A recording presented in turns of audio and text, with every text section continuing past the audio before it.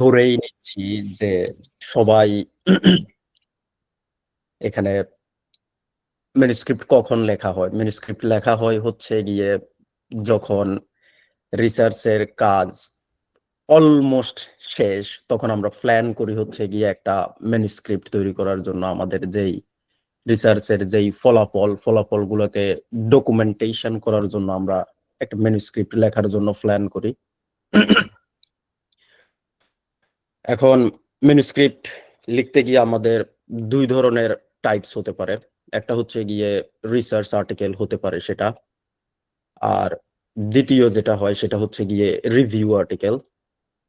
Research আর্টিকেলের manuscript এবং review আর্টিকেলের manuscript দুটা সম্পূর্ণ ভিন্নধর্মী ম্যানুস্ক্রিপ্ট হবে। সো আমি প্রথমেই, আমার কাছে মনে হয় আমার কাছে এত সময় থাকবে না রিভিউ আর্টিকেলের ম্যানুস্ক্রিপ্ট নিয়ে কথা বলার মতো। তো আমি কথা বলবো শুধুমাত্র রিসার্চ আর্টিকেলের ম্যানুস্ক্রিপ্ট কেমন হতে পারে। একটা রিসার্চ আর্টিকেলের ম্যানুস্ক্রিপ্টে সাধারণত খুবই সাধারণভাবে 6টা অথবা 7টা সেকশন থাকবে। প্রথমত আমরা শুরু করি হচ্ছে গিয়ে টাইটেল থেকে।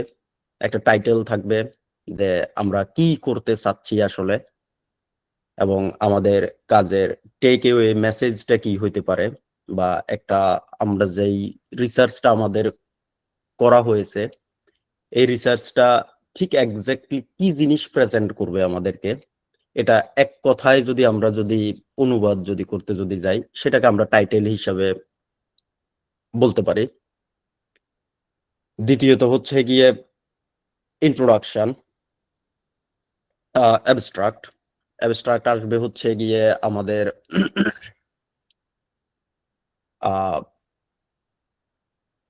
এক ধরনের পুরোপুরি একটা সামারি হতে পারে যে আমাদের রিসার্চটা আমরা ঠিক এক্স্যাক্টলি আমরা কি নিয়ে করছি, বা আমরা এখানে কি বুঝাতে চাচ্ছি, এখান থেকে নতুনত্ব কি হতে পারে, এটার ইউনিকনেস কি হইতে পারে। একটা ছোট্ট একটা হয়তো বা ব্যাকগ্রাউন্ড থাকতে পারে, আর সাথে কি ধরনের ফলাফল এখান থেকে পাওয়া যেতে পারে, মানুষ কিভাবে উপকৃত হইতে পারে, একটা ছোট্ট একটা ব্রিফ একটা সামারি এখানে দেয়া হয়। হয়তোবা সর্বোচ্চ 150 বা 200 ওয়ার্ডস এর মধ্যে একটা সামারিটার নাম হচ্ছে গিয়ে অ্যাবস্ট্রাক্ট। এই অ্যাবস্ট্রাক্টটাকে বলা হয় হচ্ছে গিয়ে একটা পুরো রিসার্চ আর্টিকেল বা রিভিউ আর্টিকেল হোয়াট এভার যাই হোক না কেন, সেটা হৃৎপিণ্ড বলা হয় হচ্ছে গিয়ে এই অ্যাবস্ট্রাক্টকে। কারণ এটা দেখলেই আমরা মোটামুটি বুঝতে পারবো যে আসলে এক্স্যাক্টলি এই রিসার্চের আমাদের দরকার আছে কি নাই, বা আমি যে ধরনের রিসার্চ সার্চ করতে চাচ্ছি সেটা আমার সাথে কতটুকু ম্যাচ করতে পারে বা ম্যাচ করতে পারবে না, সেটা কমপ্লিটলি ডিপেন্ড করবে হচ্ছে গিয়ে অ্যাবস্ট্রাক্টটা যখন আমরা পড়বো ওইখান থেকে আমরা তথ্যটা পেয়ে যাই। থার্ড যে সেকশনটা থাকবে সেই সেকশনটা হচ্ছে গিয়ে ইন্ট্রোডাকশন। ইন্ট্রোডাকশনে মূলত হচ্ছে গিয়ে আমরা এক ধরনের লিটারেচার রিভিউ বলা যেতে পারে এটাকে। ফোর্থ সেকশনটা থাকবে হচ্ছে গিয়ে আমাদের মেথডস, ঠিক কি ধরনের মেথডস আমরা কাজটা করছি বা কি ধরনের মেথড ব্যবহার করছি, আমরা যে রেজাল্টের কথা আমরা বলতেছি যে এই ধরনের একটা রেজাল্ট আমরা উদ্ধার করছি বা এই ধরনের একটা রেজাল্ট আমরা তৈরি করছি, ঠিক কি ধরনের মেথডস ব্যবহার করছি। তারপরে আসবে হচ্ছে গিয়ে রেজাল্টস এন্ড ডিসকাশন, তারপরে চলে আসবে হচ্ছে গিয়ে কনক্লুশন। এটা একটা ভেরি শর্ট আউটলাইন একটা রিসার্চ পেপারের।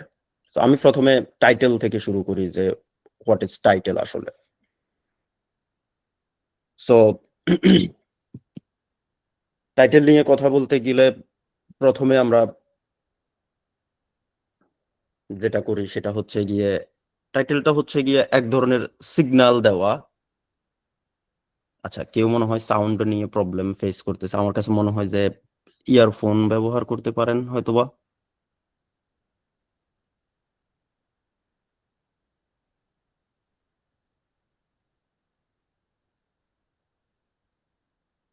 ওকে।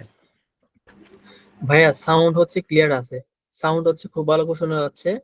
যাদের হচ্ছে সাউন্ড একটু প্রবলেম হচ্ছে, আপনারা কাইন্ডলি আপনাদের ভলিউমটা একটু বাড়ান, তাহলে খুব মনে হয় ভালো শোনা যেতে পারে। অথবা হচ্ছে আপনারা হেডফোন ইউজ করতে পারেন বেটার সাউন্ডের জন্য। আচ্ছা ভাই, আপনি কন্টিনিউ করতে পারেন। ওকে।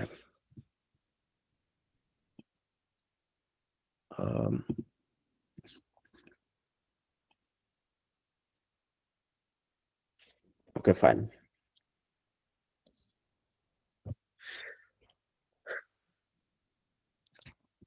আচ্ছা, স্লাইড স্লাইড আমি আসলেই স্লাইড বানানোর মতো যথেষ্ট সময় আসলে পাই নাই। খুবই ব্যস্ততার মধ্যে আমার আসলে সময় করতে হচ্ছে। আমি শুধুমাত্র মুখে যতদূর পর্যন্ত বলতে পারি আসলে ততদূর পর্যন্ত আসলে একটা ডিসকাশন করব শুধুমাত্র। তো আমি টাইটেল থেকেই শুরু করি। একটা রিসার্চ পেপার যেখান থেকে শুরু হয়, একটা টাইটেলটা আসলে কিভাবে চুজ করা হয়। টাইটেলটা কখনো হচ্ছে গিয়ে আমরা একেবারে রিসার্চের কাজ শুরু করার আগে অনেক সময় টাইটেল নির্ধারণ করা হয়, যে আমরা এক্স্যাক্টলি ঠিক কি নিয়ে কাজ করতে যাচ্ছি এই ধরনের একটা টাইটেল আমরা শুরু থেকে হয়তোবা ঠিক করে রাখি। অথবা একটা প্রজেক্ট নেম থাকতে পারে এটার, যে ঠিক এক্স্যাক্টলি কি ধরনের প্রজেক্ট নিয়ে আমরা কাজ করতে যাচ্ছি এবং আমাদের ফলাফলটা কি ধরনের হইতে পারে, এ ধরনের একটা টাইটেল আমরা চুজ করার চেষ্টা করি। অথবা একেবারে কাজের শেষে গিয়ে আমরা টাইটেল চুজ করতে পারি, যে ঠিক কি ধরনের একটা সেন্টেন্স, 15 থেকে 20 ওয়ার্ডস এর একটা কি ধরনের একটা সেন্টেন্স ব্যবহার করলে আমাদের কাজের পুরোপুরি কাজের যেই সামারিটা থাকবে এই সামারিটা এক সেন্টেন্সে কিভাবে প্রতিফলন করানো যায়।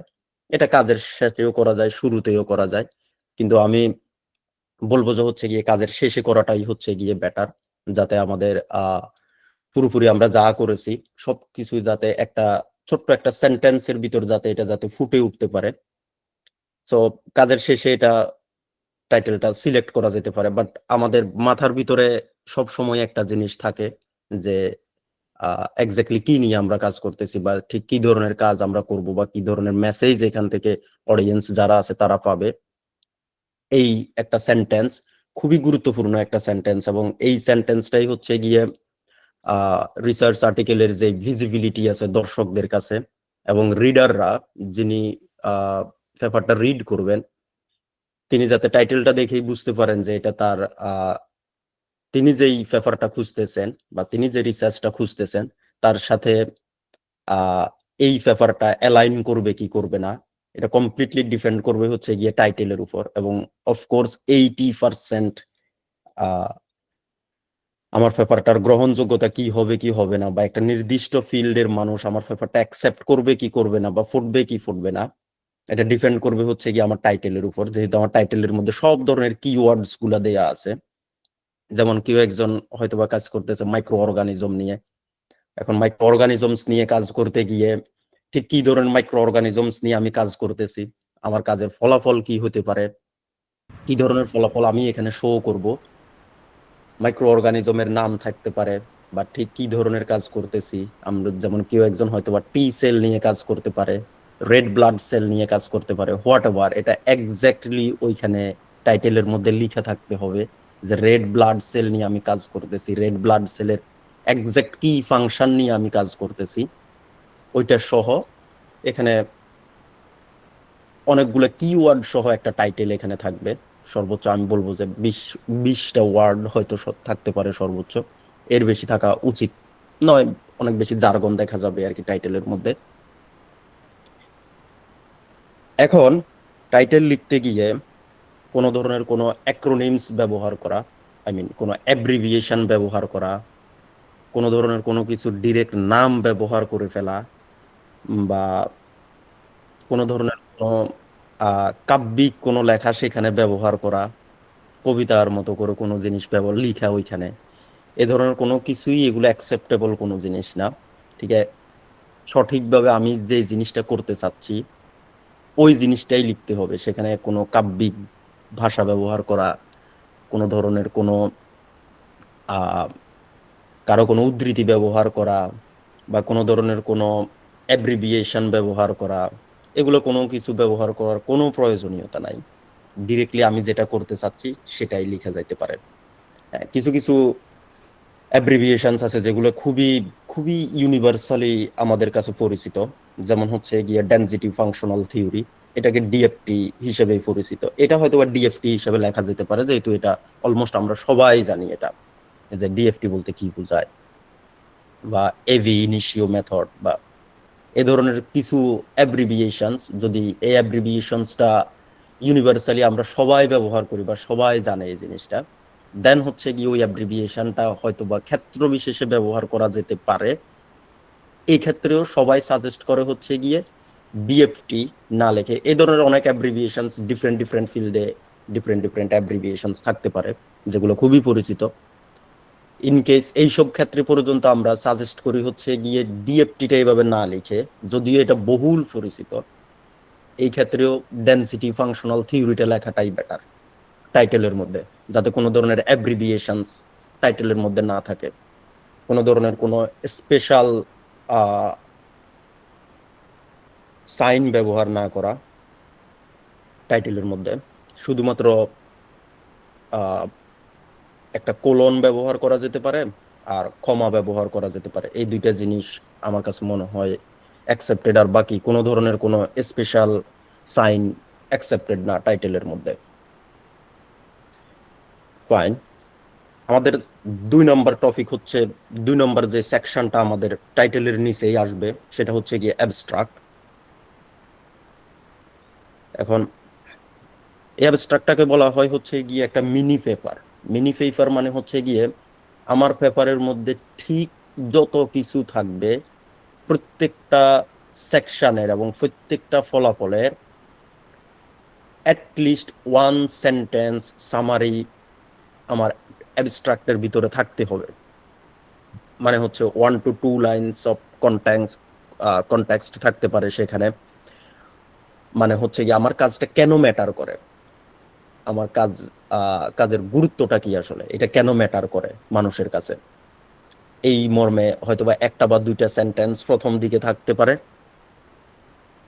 2 নম্বর থাকবে হচ্ছে গিয়ে একটা ক্লিয়ার একটা অবজেক্টিভ অথবা ক্লিয়ার একটা হাইপোথিসিস থাকতে হবে, ভেরি ক্লিয়ার, একদম ট্রান্সপারেন্ট একটা অবজেক্টিভ থাকতে হবে, যে আমার কাজের অবজেক্টিভ কি, মানে এই কাজ থেকে ঠিক কি ধরনের ফলাফল পাওয়া যাবে, এই মর্মে ওইখানে 2-1টা সেন্টেন্স থাকতে পারবে, বা অফকোর্স থাকতে হবে। এটা না হলে মানুষ বুঝতেই পারবে না যে আমি এক্স্যাক্টলি কি নিয়ে কাজ করতেছি। যেমন কেউ একজন ন্যানো ম্যাটেরিয়ালস নিয়ে কাজ করবে ফর এক্সাম্পল, আরো অনেকগুলো ফিল্ড আছে যে যার যার মতো করে আপনার মিলাই নিতে পারবেন, কোনো অসুবিধার কোনো কারণ নাই।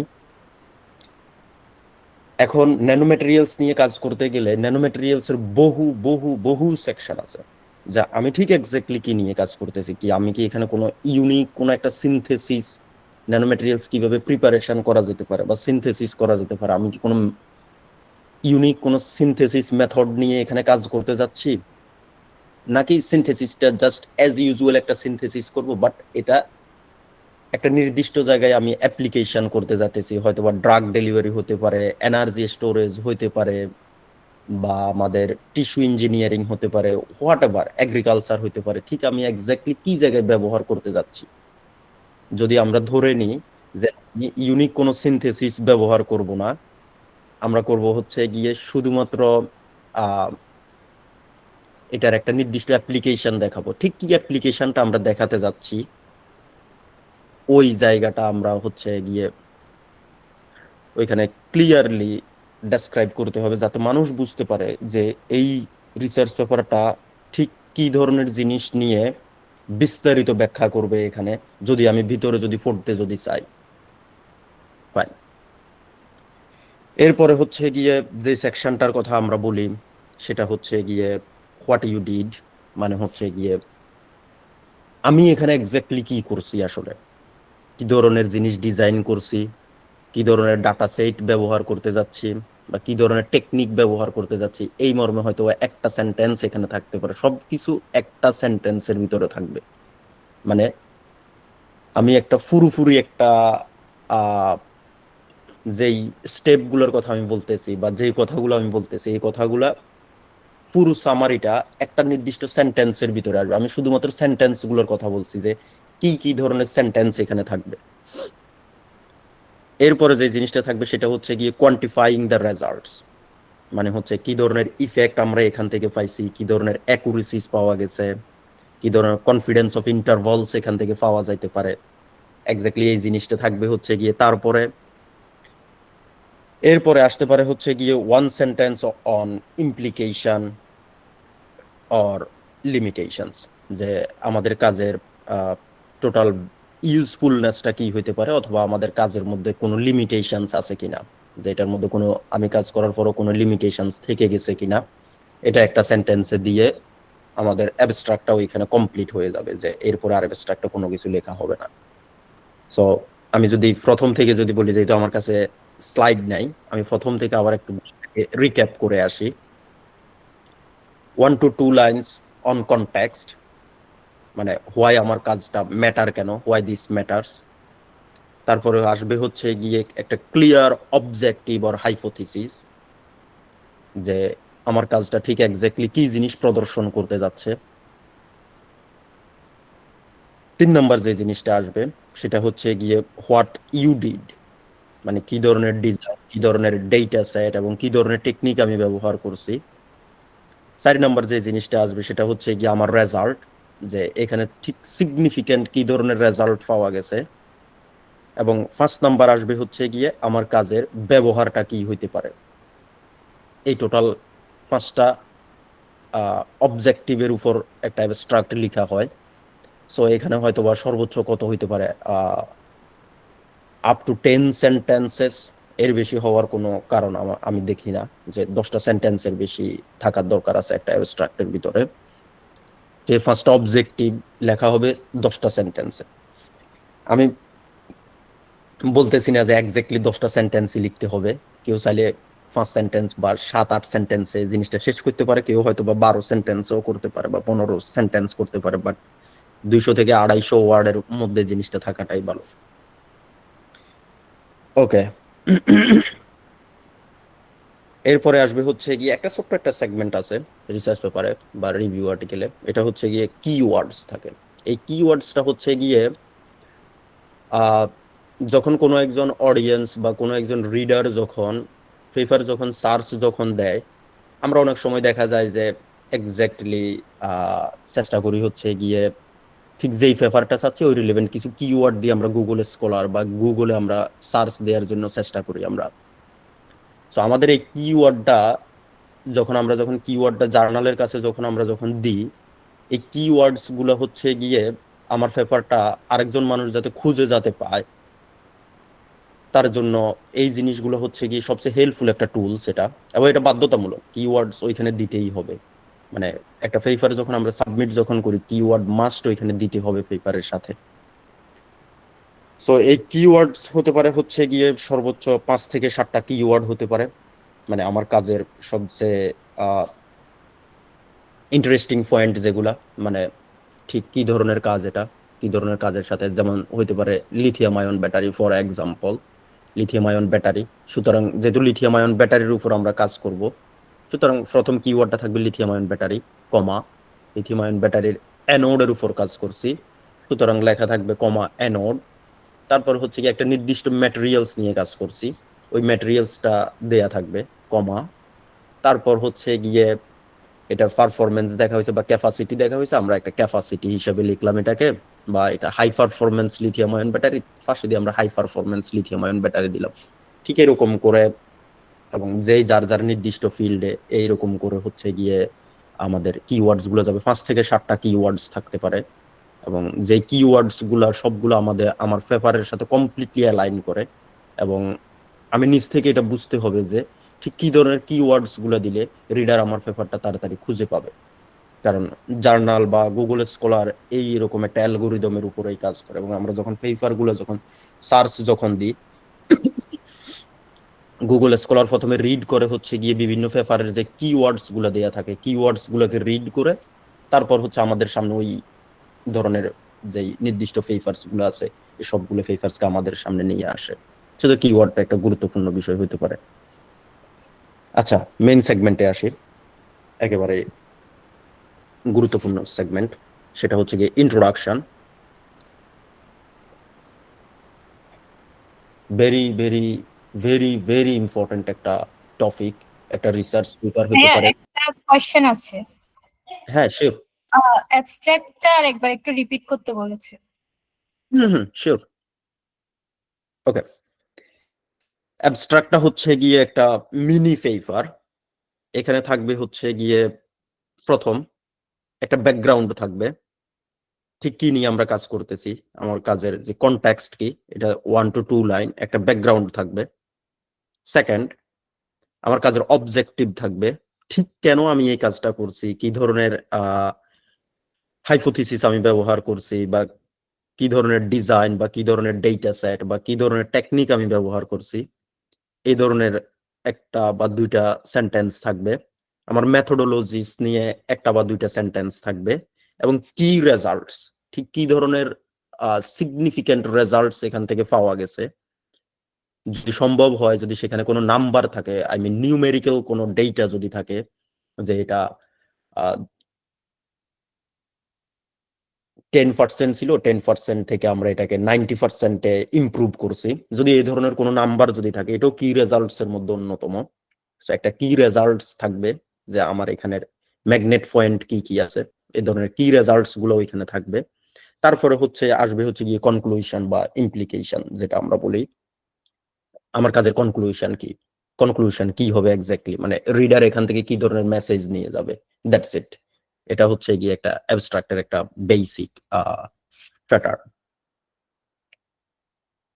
ওকে,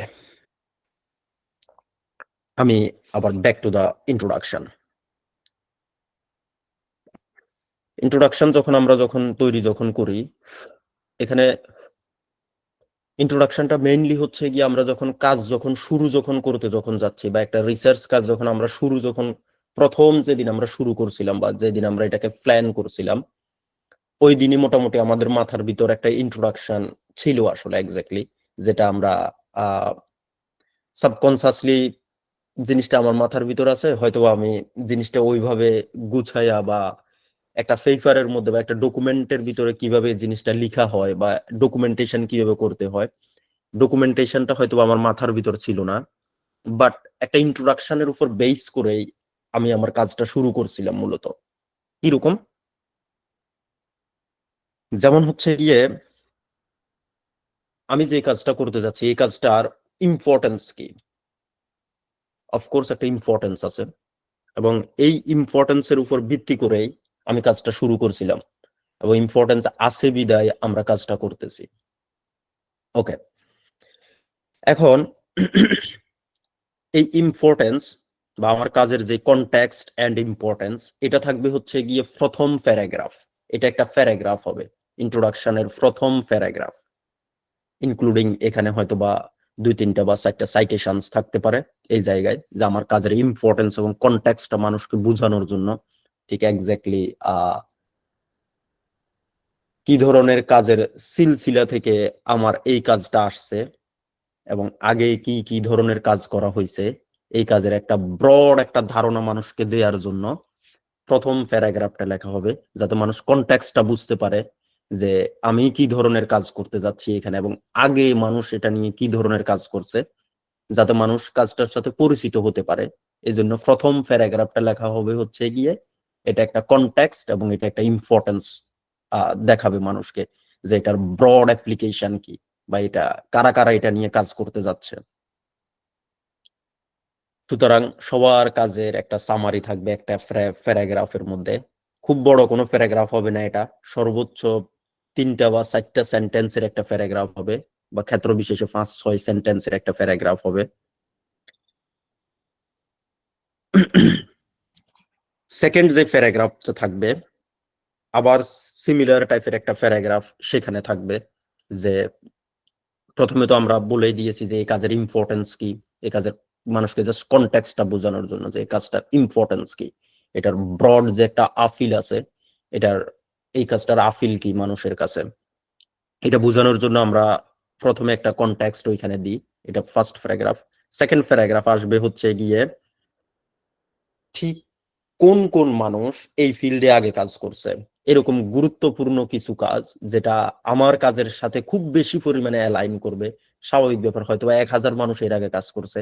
আমি অফকোর্স 1000 মানুষের কাজের এক্সপ্লেনেশন বা 1000 মানুষের কাজের রেফারেন্স আমি এখানে ব্যবহার করতে পারি না।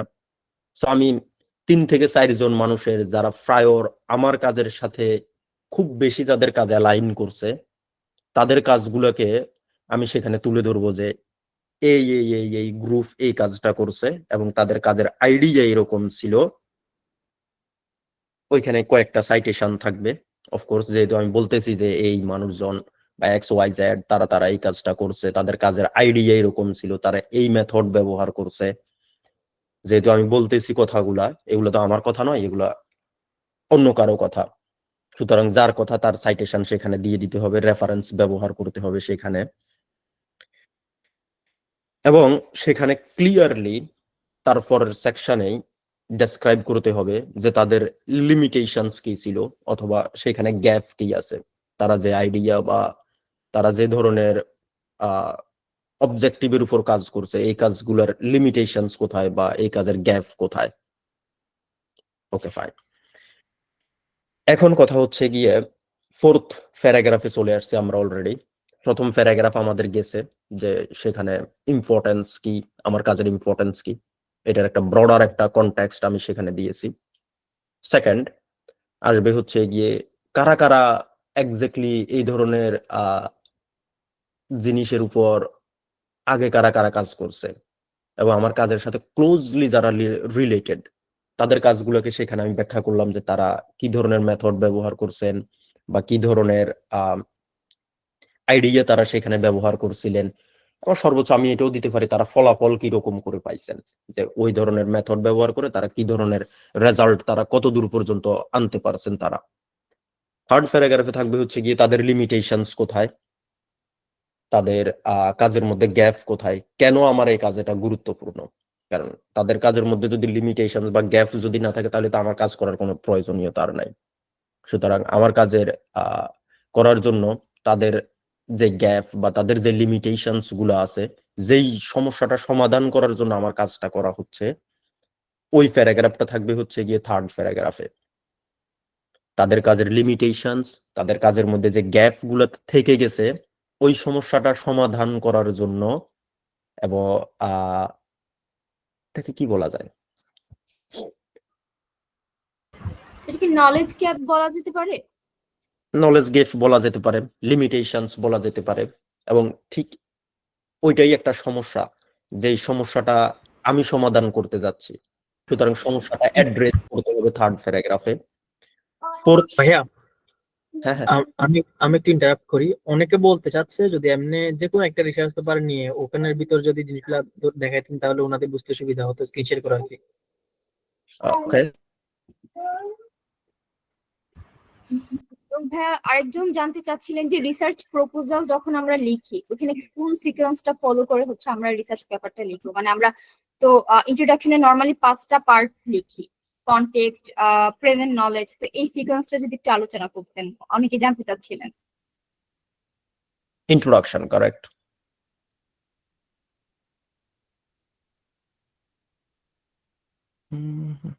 আমি একটা জানি না কত দূর পর্যন্ত একটা বেটার রিসার্চ পেপার খুঁজে পাবো, এখন দেখি।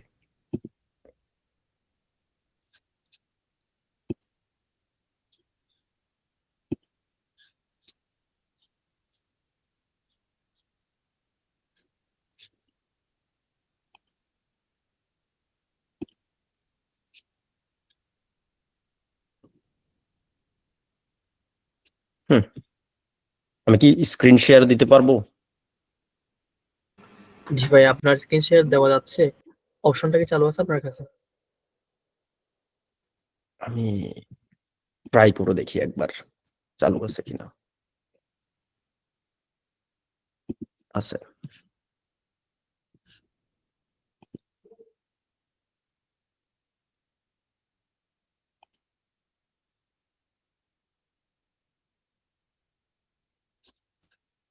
হুম,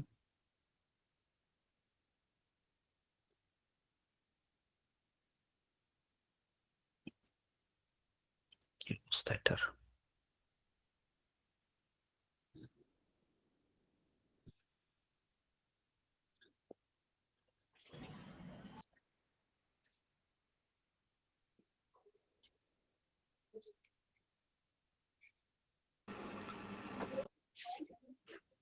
স্ক্রিনটা কি শেয়ার হয়েছে এখানে? হয়েছে ভাইয়া।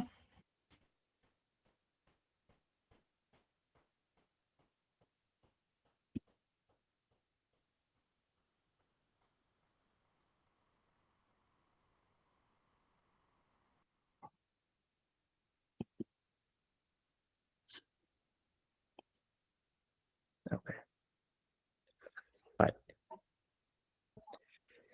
আচ্ছা, এটা একটা পেপার, আমি জানি না, একটা র্যান্ডম পেপার সিলেক্ট করছি আমি এখান থেকে। এসিএস ক্যাটালাইসিসের একটা পেপার এটা। সো এখানে একটা টাইটেল আছে উপর দিয়ে যে তারা ঠিক কি জিনিস নিয়ে কাজ করতে যাচ্ছে।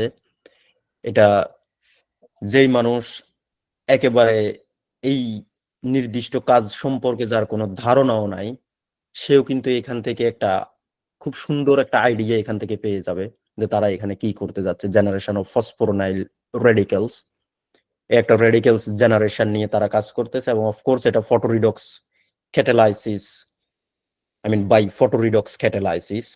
এবং এই কাজের মধ্যে করা হবে হচ্ছে গিয়ে activation of a strong carbon oxygen bonds.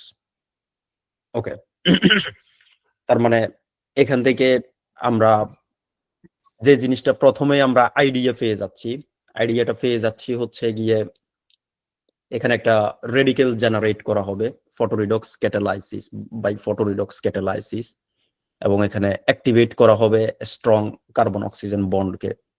সুতরাং আমি এটা দেখলেই বুঝতে পারবো যে এই পেপারটা আমার দরকার আছে কি নাই। এখন আমি ধরে নিলাম যে এই পেপারটা আমার দরকার আছে। তখন যখন আমি অ্যাবস্ট্রাক্টে যখন আসব, এই অ্যাবস্ট্রাক্টে কিন্তু আমাদের প্রথম যেই সেগমেন্টটা এই পর্যন্ত দেয়া আছে, এখানে সঠিকভাবে এটার অবজেক্টিভটা বলে দেয়া আছে। এই জায়গাটাতে এটার অবজেক্টিভ বলে দেয়া আছে যে কি করতে যাচ্ছে তারা। এখান থেকে তারা শুরু করছে, we report A synthetic strategy for direct access of both alkyl and acyl radicals. তারা কি করছে, তাদের যে কি রেজাল্টসটা আছে তারা এটা এখানে ব্যাখ্যা করে দিছে যে কি রেজাল্টস কি হবে এখানে। উই রিপোর্ট এই পর্যন্তর মধ্যে বলে দিছে, যেমনটা আমরা বলতেছিলাম। তারপরে হচ্ছে গিয়ে কি মেথড তারা ব্যবহার করছে, দিস মেথড এক্সপ্লয়েটস, কি ধরনের মেথড ব্যবহার করছে এটা এই একটা সেন্টেন্সের ভিতর বলা আছে। আবার তারা নিজেদের কি রেজাল্টসে গেছে, উই শো দ্যাট ডেজায়ার্ড রিঅ্যাক্টিভিটি, আরেকটা সেন্টেন্স তারা এখানে ব্যবহার করছে। এবং তাদের কাজের যে একটা ব্রড ইমপ্লিকেশন, যেটা আমরা কনক্লুশন বলছিলাম, যে একটা এই কাজের অ্যাপ্লিকেশনস কি হইতে পারে বা কি ধরনের কাজে এটা ব্যবহার করতে পারে, এটা এখান থেকে বলা আছে। Using the same method we demonstrate, এটা একদম শেষ পর্যন্ত গিয়ে এই কাজটার কনক্লুশন এটার। তার মানে হচ্ছে প্রথম সেকশনটা হচ্ছে গিয়ে তাদের কাজের অবজেক্টিভ, প্রথম সেন্টেন্স। দ্বিতীয় যে সেন্টেন্স আছে সেটা হচ্ছে গিয়ে তারা কি করছে এখানে।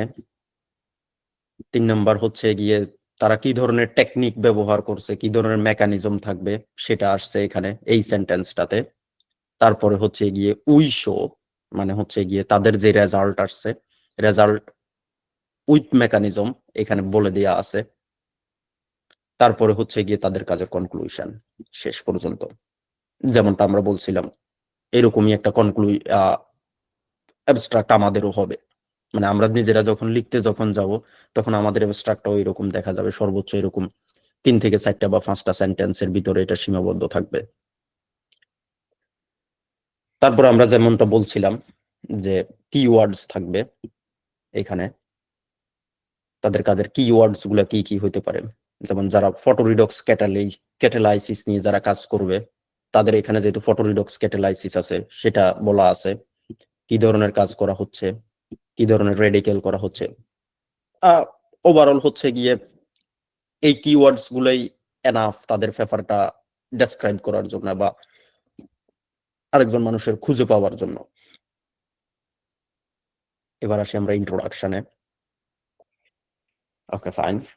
এই ইন্ট্রোডাকশনের মধ্যে এই যে তারা প্রথম যেই সেগমেন্টটা এখান পর্যন্ত নিয়ে আসছে তারা,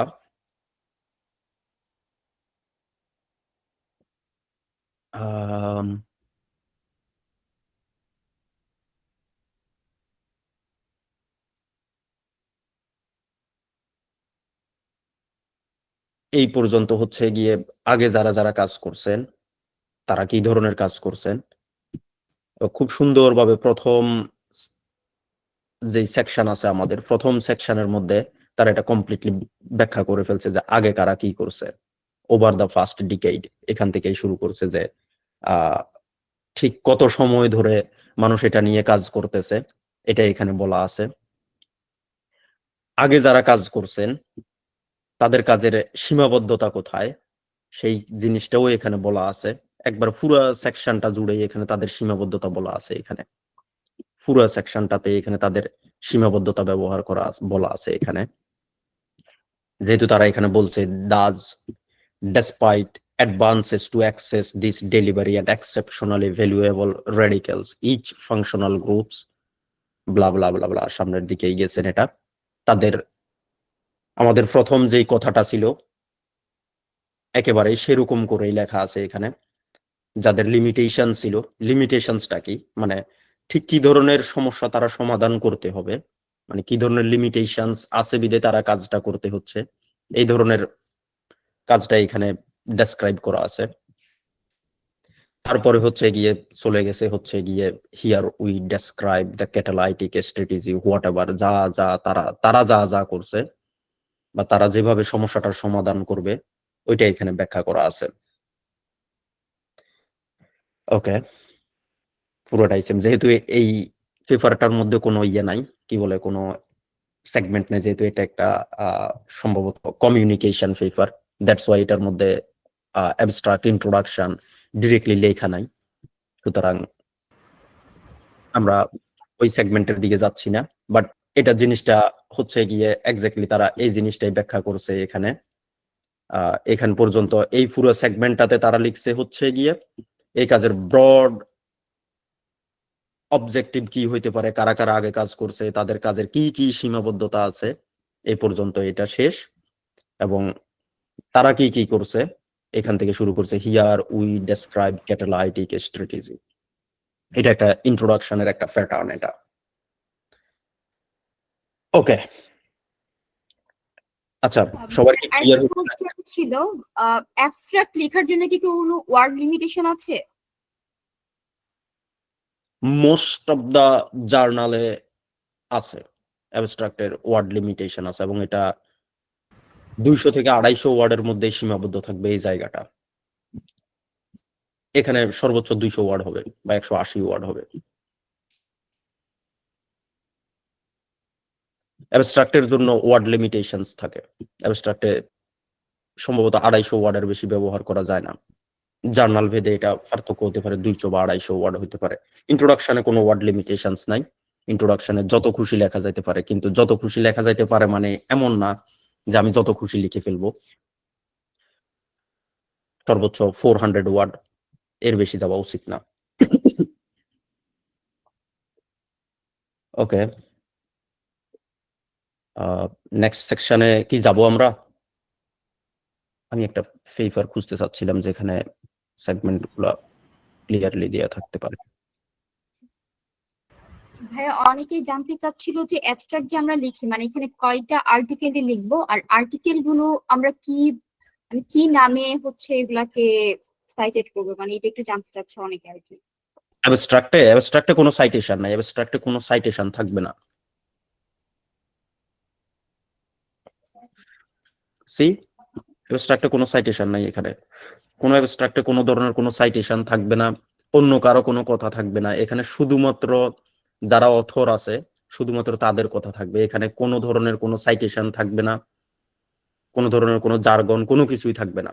নো সাইটেশন ইন অ্যাবস্ট্রাক্ট, কোনো কিছুই নাই। অ্যাবস্ট্রাক্ট আমরা শুধুমাত্র যখন ভাইয়া প্রেজেন্ট নলেজটা লিখবো যে অন্যান্য রিসার্চার কি মানে এটার ব্যাপারে রিসার্চ করেছে, যখন ওনাদের কোটেশন গুলা দিব তখন কি আমাদের কি মানে কোনো রেফারেন্স বা কিছু শেয়ার করতে হবে?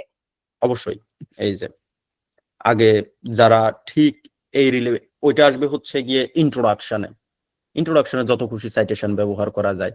আগে যারা কাজ করছে এখানে যে সাইটেশন করা আছে 1 থেকে 3 সাইটেশন দেয়া আছে। আগে যারা কাজ করছে তাদের কাজের জন্য 4, 5, 6 এক্স্যাক্টলি তারা কি করছে এখানে সাইটেশন করা আছে এখানে। এবং আগের মানুষজনের সীমাবদ্ধতা কি ছিল সেই সীমাবদ্ধতাটা ব্যাখ্যা করার জন্য এখানে সাইটেশন দিতে হবে। আগের মানুষের সীমাবদ্ধতা কি, এই যে 9 থেকে 12, 13, এগুলো আগের মানুষের সীমাবদ্ধতাই ব্যাখ্যা করা আছে এখানে, অবশ্যই লাগবে। এটা শুধুমাত্র ইন্ট্রোডাকশনে। ওকে, থ্যাংক ইউ ভাইয়া। ওকে, আমি দেখি উইলির পেপারটাতে আছে কিনা। দেখি এই পেপারটা শেয়ার দিতে পারি কিনা। আরেকটা পেপার আছে এখানে।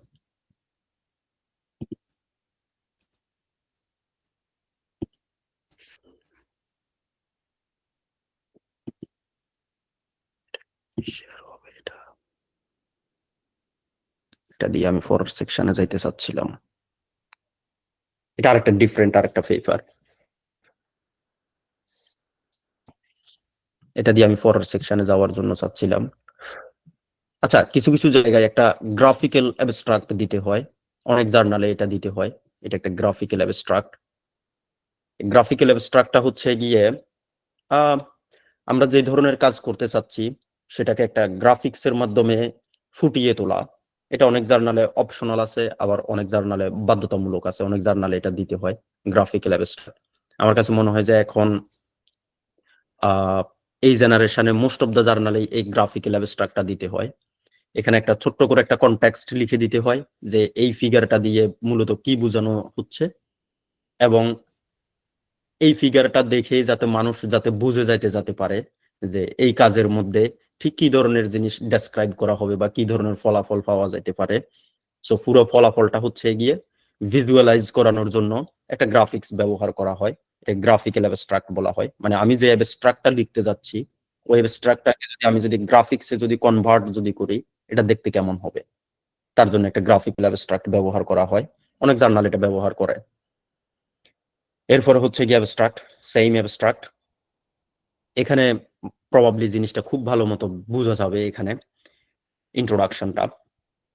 এই ইন্ট্রোডাকশনটা আমরা যদি দেখি, এই পুরো প্যারাগ্রাফটাতে তারা ব্যাখ্যা করছে হচ্ছে গিয়ে তারা যেই কাজটা এখানে করতে যাচ্ছে এই কাজটার সাথে রিলেভেন্ট বা একই রকম না, বাট রিলেভেন্ট কি ধরনের কাজগুলো আগে হইছে, এই ধরনের কাজগুলো প্রথম প্যারাগ্রাফে এখানে ব্যাখ্যা করা হয়েছে।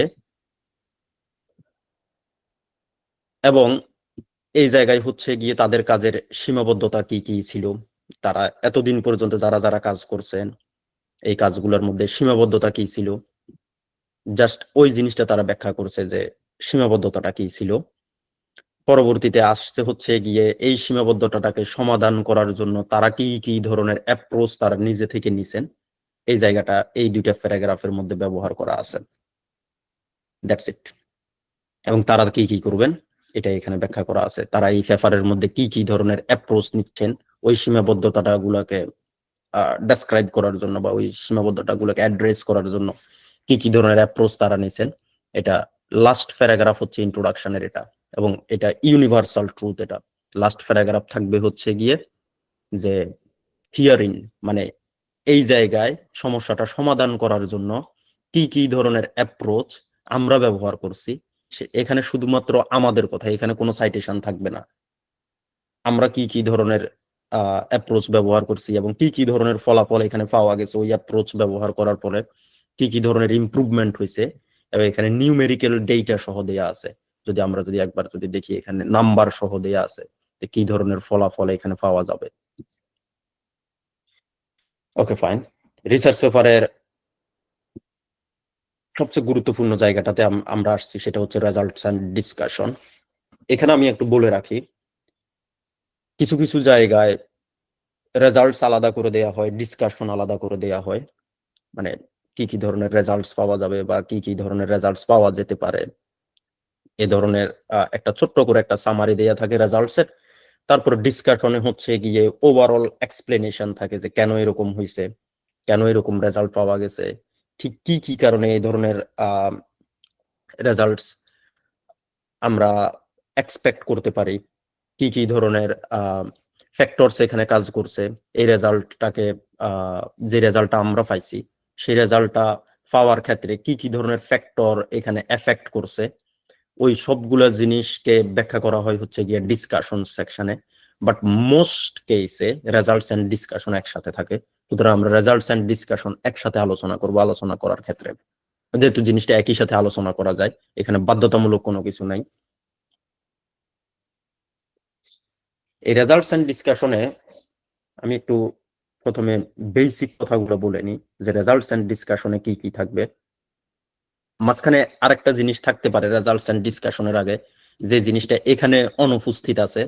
এখানে অনুপস্থিত আছে মানে হচ্ছে গিয়ে এই পেপারটা প্রবাবলি তারা একদম জার্নালের গাইডলাইন অনুযায়ী এটা শেষে হয়তোবা তারা ব্যাখ্যা করছে, বা এই যে এখানে একটা সাপোর্টিং ইনফরমেশন দেয়া আছে এই জায়গায় তারা এটা ব্যাখ্যা করছে, সাপোর্টিং ইনফরমেশনের ক্ষেত্রে এইখানে ব্যাখ্যা করছে, যে জায়গাটা যেটা এখানে নাই, অনুপস্থিত একটা সেকশন আছে এখানে। এটা শুধুমাত্র জার্নালের গাইডলাইনের কারণে, এটা অথরের কোনো দুর্বলতা নয় বা অথরের কোনো চয়েস না, এটা অথর কোনো কিছু চয়েস করতে পারবে না এখানে। ওই জায়গাটা হচ্ছে গিয়ে ম্যাটেরিয়ালস এন্ড মেথডস নামে একটা সেকশন থাকে। এই ম্যাটেরিয়ালস এন্ড মেথডসটা থাকে হচ্ছে গিয়ে ইন্ট্রোডাকশনের পরে, এই যে একটা ইন্ট্রোডাকশনের পরে হচ্ছে গিয়ে ম্যাটেরিয়ালস এন্ড মেথডটা থাকবে। আমি দেখি ওইরকম একটা পেপার আমি আমার এখানে খুঁজে পাই কিনা, জাস্ট গিভ মি 1 মিনিট।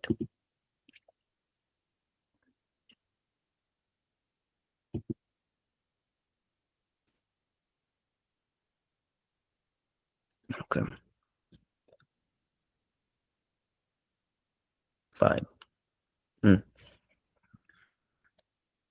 এটা আরেকটা ডিফারেন্ট একটা পেপার।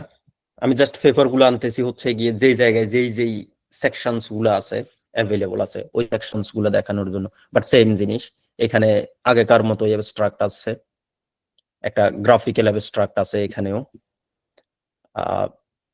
এখানে কিওয়ার্ডস দেয়া আছে, ইন্ট্রোডাকশন আছে, ইন্ট্রোডাকশনের পরেই একটা সেকশন আছে হচ্ছে গিয়ে এক্সপেরিমেন্টাল সেকশন।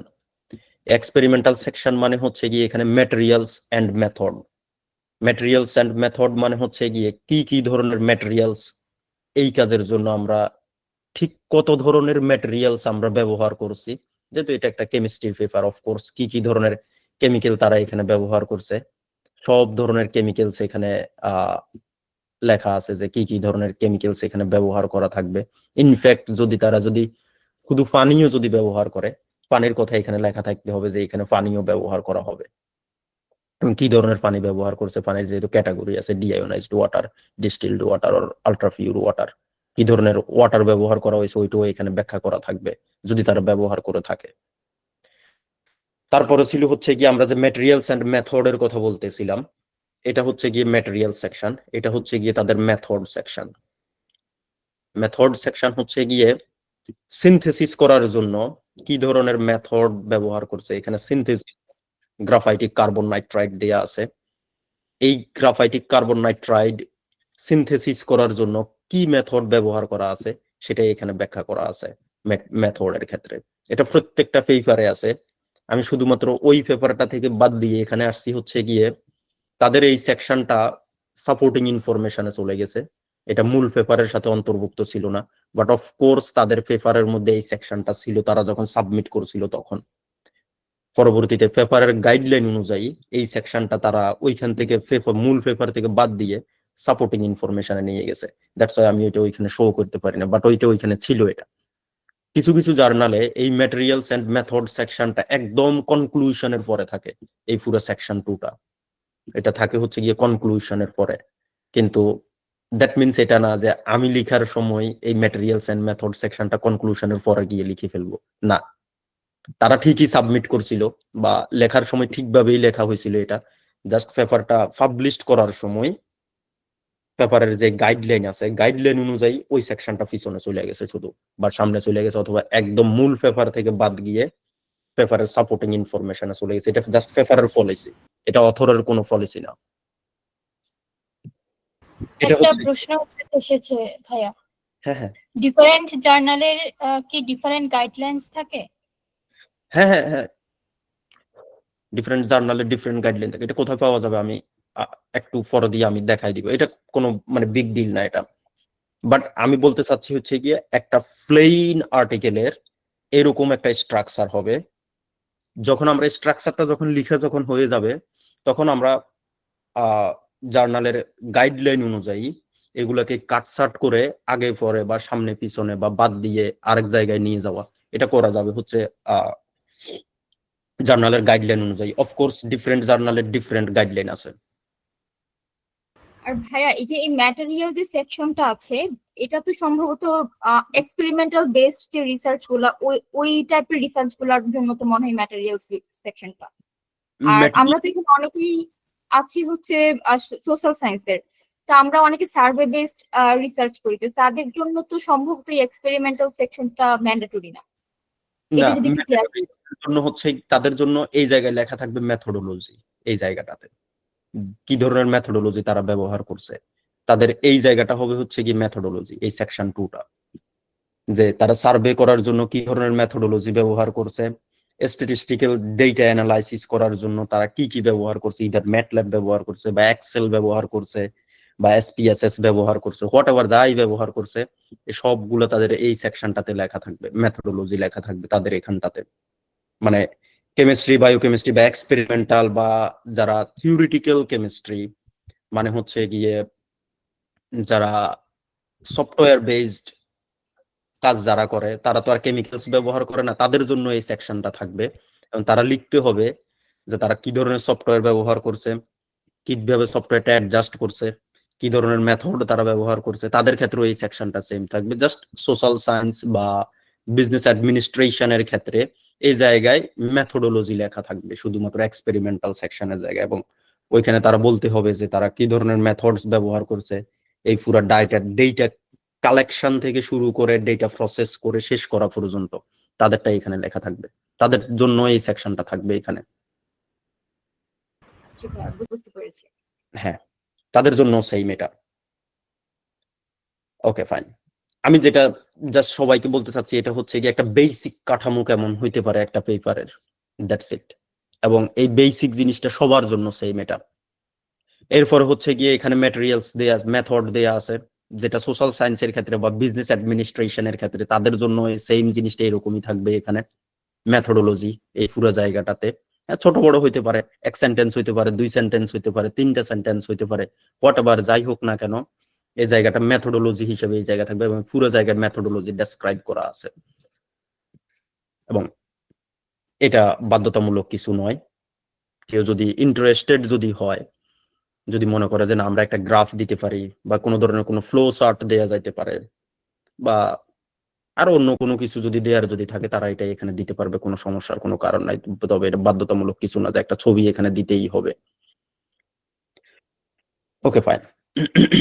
এটা মেথোডোলজির অন্তর্ভুক্ত। এটা ক্যারেক্টারাইজেশন মানে হচ্ছে গিয়ে আমরা যে কেমিক্যালস ব্যবহার করছি বা যাই ব্যবহার করি না কেন, বা যে ধরনের ব্যাকটেরিয়া ব্যবহার করা হয়েছে বা যা কিছু ব্যবহার করা হয়েছে, এটা অবশ্য সোশ্যাল সায়েন্সের জন্য ইম্পর্টেন্ট কিছু না, কিন্তু বাকি যারা এক্সপেরিমেন্টাল সেকশনে যারা আছে তাদের জন্য এই জায়গাটা গুরুত্বপূর্ণ।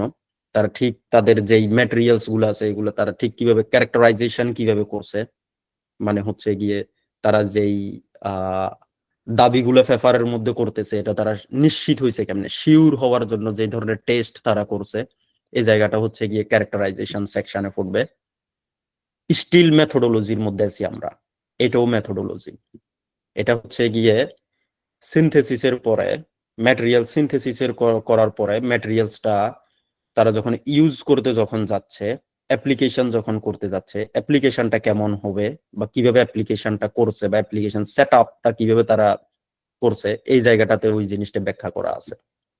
পুরোটাই মেথডস এন্ড মেথোডোলজি। এটা খুবই বড় একটা মেথোডোলজি হিসেবে, যেহেতু স্টেপ বাই স্টেপ কাজ করছে, তারা মেক সেন্স করে এটা যে তারা বড় করে লিখতে হয়েছে বিষয়টাকে।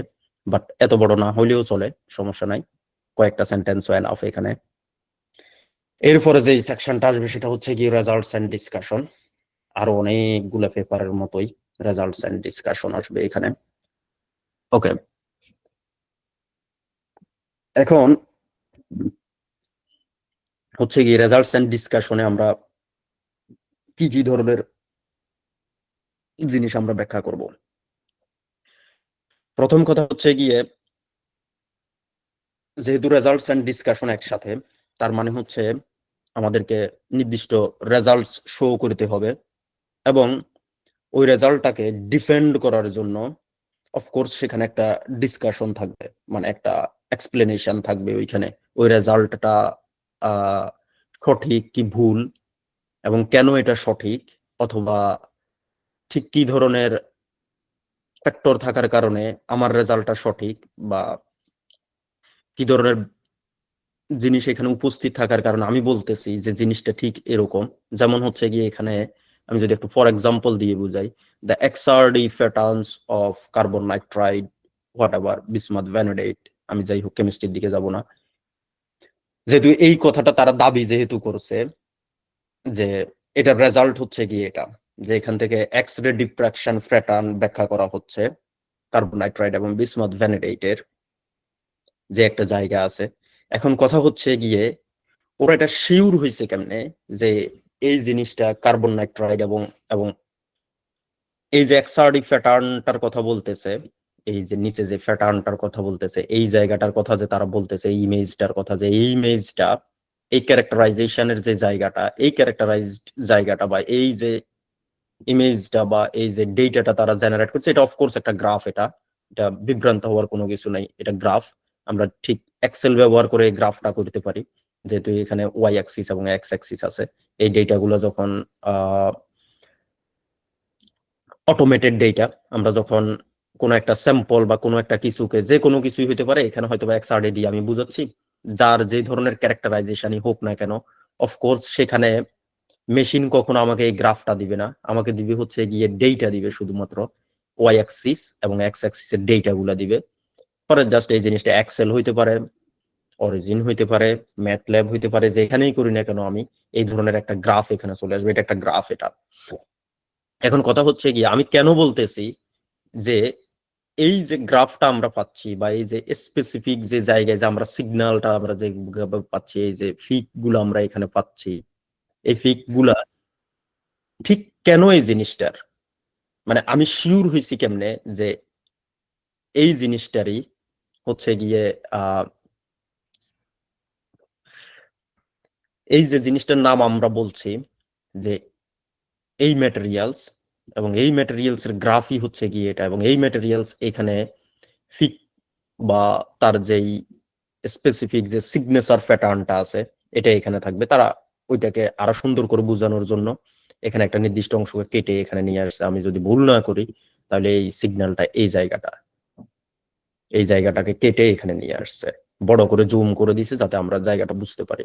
এবং কথা হচ্ছে গিয়ে ঠিক কেন আমরা দাবি করতেছি যে এই যে স্পেসিফিক একটা সিগনেচার ফিক, এই ফিকটা শুধুমাত্র এই ম্যাটেরিয়ালস এর ক্ষেত্রে পাওয়া যাবে। যদি শুধুমাত্র রেজাল্ট যদি হইতো তাহলে কেমন হইতো বিষয়টা, যদি আমাদের সেগমেন্টটার নাম শুধুমাত্র রেজাল্টস হইতো। রেজাল্টস হলে হয়তো হচ্ছে কি আমরা ডিরেক্টলি বলে দিতাম এখানে যে XRD pattern of X Y Z whatever যা যা আছে এটা ফিগার 1A বা 1 এটা ডেসক্রাইব করা আছে, এবং এই ফিগারটা হচ্ছে গিয়ে এই ম্যাটেরিয়ালসটার। আমরা ডিরেক্টলি এই কথাটা লিখে দিতাম শুধুমাত্র যদি রেজাল্টস হইতো এটা, কিন্তু এটা রেজাল্টস এন্ড ডিসকাশন।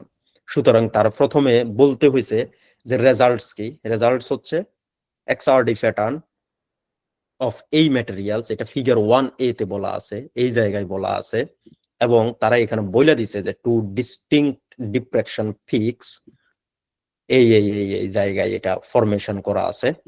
এবং কিভাবে তারা শিওর হয়েছে, তারা শিওর হয়েছে হচ্ছে গিয়ে আরেকজন মানুষ একই জায়গায়, তার কাজ আগে পাবলিশড হয়েছিল, সে একই জায়গায় এই প্যাটার্নটা পাইছে এবং তার এখানে একটা সাইটেশন করছে। তারা এই যে 45 নাম্বার একটা সাইটেশন আছে এখানে, এটা দিয়ে তারা এটাকে তাদের ডেটা যেটা তারা এখানে পাইছে এটা ভেরিফাই করছে হচ্ছে গিয়ে ওই জিনিসটা দিয়ে তারা এটা ভেরিফাই করছে।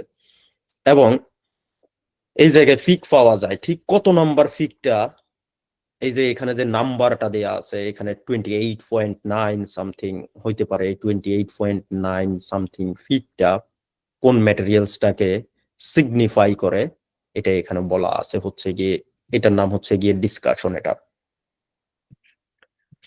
ওকে ফাইন, পুরোটাই রেজাল্টস এন্ড ডিসকাশন, যেহেতু ডিফারেন্ট ডিফারেন্ট ডেটা তারা ব্যবহার করছে, ডিফারেন্ট ডিফারেন্ট সার্ভে অথবা ডিফারেন্ট ডিফারেন্ট প্রোফাইলস তারা ব্যবহার করছে, এখানে সবগুলাই সেম জিনিস ব্যাখ্যা করতেছে সেম ভাবে, মানে I mean same basic follow করে এই পুরা লেখাটা লেখা আছে। লেখা দেখে বিভ্রান্ত হওয়ার কারণ নাই, কারো লেখা বড় হইতে পারে, কারো লেখা ছোট হইতে পারে, এটা জাস্ট তাদের আলোচনার স্বার্থে তারা এটা এখানে নিয়ে আসছে, এখানে যে কোন জিনিস কার সাথে যাবে এবং কোন এক্সাক্ট এই জায়গাটা কোন জিনিসটাকে ব্যাখ্যা করতেছে, এটা দিয়ে কি বোঝানো হচ্ছে, কি বুঝাইতে চাচ্ছে, সবকিছু এখানে ডিসকাস করে দিয়েছে। এবং এভাবে তারা শিওর হয়েছে যে এই জিনিসটা ওইটাই, ওই জিনিসটা দেখতে কিরকম হইতে পারে, একটা ন্যানো ম্যাটেরিয়ালস যেহেতু অফকোর্স চোখে তো দেখা যাবে না, সুতরাং দেখার জন্য তারা হয়তো বা ট্রান্সমিশন ইলেকট্রন মাইক্রোস্কোপি অথবা স্ক্যানিং ইলেকট্রন মাইক্রোস্কোপি ব্যবহার করতে পারে, ব্যবহার করার পরে ছবিটা কেমন হইতে পারে ওই জায়গাটা এখানে ব্যাখ্যা করা আছে। সোশ্যাল সায়েন্সের ক্ষেত্রে যদি হয় তারা ঠিক কি ধরনের রেজাল্টস এখানে পাইছে, স্ট্যাটিস্টিক্যালি হইতে পারে, কেস স্টাডি থেকে হইতে পারে, হোয়াটএভার যেখান থেকে হইতে পারে, তার নিজের হাইপোথিসিস হইতে পারে। এবং তার নিজের হাইপোথিসিস যদি হয় সেটা আমাদের যেই রিয়েল টাইম ঘটনাগুলো আছে বা রিয়েল টাইম ফেনোমেনন যেগুলো হইতে পারে ওইগুলোর সাথে কিভাবে এটা অ্যালাইন করতে পারে, আগে কারা কারা সিমিলার অথবা ক্লোজলি সিমিলার রেজাল্ট কারা কারা পাইছে, এরকম একটা ক্লোজ হাইপোথিসিসের উপর বেস করে এবং তাদের বর্তমান যে রেজাল্ট গুলো আছে এই রেজাল্ট গুলো ঠিক কি ইন্ডিকেট করতেছে এবং এই রেজাল্টটার সিগনিফিকেন্স কি, যা কিছু আছে সব কিছু মনের মাধুরী মিশিয়ে এখানেই লেখা হবে এটা, যা কিছু আছে। কিন্তু কোন জায়গায় আই অ্যাজিউম অথবা কি বলে in my opinion, we know, no we don't know, আমি সোশ্যাল সায়েন্স জানি না, সো উই ডোন্ট নো, এটা লেখা হয়েছে, পেপারটা লেখা হয়েছে একটা ব্রড একটা অডিয়েন্সের জন্য লেখা হয়। এবং যেই মানুষটা জীবনে কখনো সোশ্যাল সায়েন্স পড়ে নাই সে যাতে এই পেপারটা পড়লে যাতে বুঝতে পারে। সুতরাং in my opinion, we assume অথবা উই নো, ওই যে আমাদের বাংলাদেশে বা আমরা যেখানে থাকি না কেন ম্যাথমেটিক্স ডিপার্টমেন্টের মতো করে এখানে, বা আমরা যখন ম্যাথ পরীক্ষা দিতাম তখন যেভাবে লিখতাম উই নো, উই নো না, উই ডোন্ট নো, আমরা জানি না এটা। ইনফ্যাক্ট আমরা শিওর যে এই জিনিসটা হবে, যে পড়তেছে সেও শিওর, যে লিখছে সে আরো বেশি শিওর যে এই জিনিসটা আসলে এরকম হয়। কিন্তু তারপরও এখানে উই নো দিয়ে কোনো কিছু লেখা যাবে না, আমরা জানি না, আমরা কেউই কিছু জানি না এখানে। সুতরাং তাকে যেটা করতে হবে সেটা হচ্ছে গিয়ে তাকে এইরকম রেজাল্টের ভিত্তিতে, এই ধরনের ইভিডেন্সের ভিত্তিতে তার ক্লেইমটা সে করতে হবে, ইভিডেন্সের ভিত্তিতে। যেহেতু রেজাল্টটা বা ক্যারেক্টারাইজেশন করার পরে বা যে সোশ্যাল সায়েন্সে আসে সে মাঠ পর্যায়ে এটা দেখার পরে সে যেহেতু এটা বুঝতে যেহেতু পারছে, সুতরাং ঘটনাটা এরকম হচ্ছে।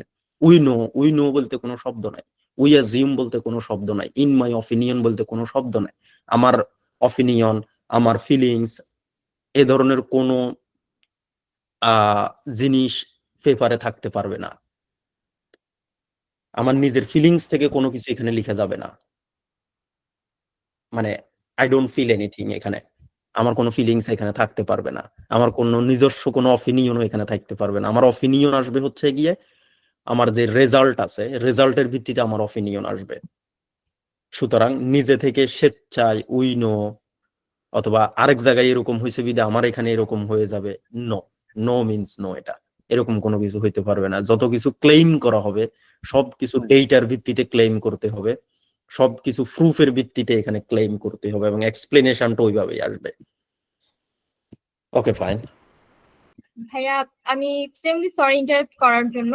আমাদের অডিয়েন্স থেকে প্রায় 15-16 জনই একটা সেম কোশ্চেন করেছে যে কম্পিউটার সায়েন্স রিলেটেড পেপারগুলো কেমন হওয়া উচিত, এটা নিয়ে যদি একটু আমাদের অডিয়েন্সকে একটু আইডিয়া দিতেন। ওকে, আর একবারে ভাই আরেকজন রিলেটেড একটা কোশ্চেন করেছে যে উনি সিএসসি নিয়ে পড়ছে এবং পিএইচডি মাস্টার্স এর জন্য উনি দেশের বাইরে মুভ করতে চায়। তো ওই ক্ষেত্রে উনি কোন টাইপের পেপার থাকলে উনি ইজিলি হচ্ছে ফ্রি রাইড অ্যাক্সেসটা পেতে পারে? ওকে, আমি আগেই বলে নিচ্ছি যে পেপার সোশ্যাল সায়েন্স হইতে পারে, কম্পিউটার সায়েন্স হইতে পারে, কেমিস্ট্রি হইতে পারে, বায়োকেমিস্ট্রি হইতে পারে, বিজনেস অ্যাডমিনিস্ট্রেশন হইতে পারে, এগুলা কোনো কিছুই কোনো ম্যাটার না। প্রত্যেকটা পেপারের প্যাটার্ন এরকম ভাবেই যাবে। আমি এখানে কাউকে গ্রাফ বোঝানোর জন্য আসলেই সত্যিকার অর্থে আমার কোনো ইন্টারেস্ট এখন নাই যে কাউকে বসে বসে গ্রাফটা বুঝাবো যে এই গ্রাফটার দিয়ে কি মিনিং করতেছে। এটা আমাদের আলোচনার আজকে কোনো উদ্দেশ্য এরকম কোনো কিছু না। আমাদের উদ্দেশ্য হচ্ছে গিয়ে এই জায়গাটাতে শুধুমাত্র এই ছোট্ট একটা জায়গাকে উদ্দেশ্য করে আমার এতগুলো কথা বলা শুধুমাত্র। এবং প্রত্যেকটা জায়গার পেপার যেই রিসার্চ আর্টিকেল হোক না কেন প্রত্যেকটার প্যাটার্ন সেম।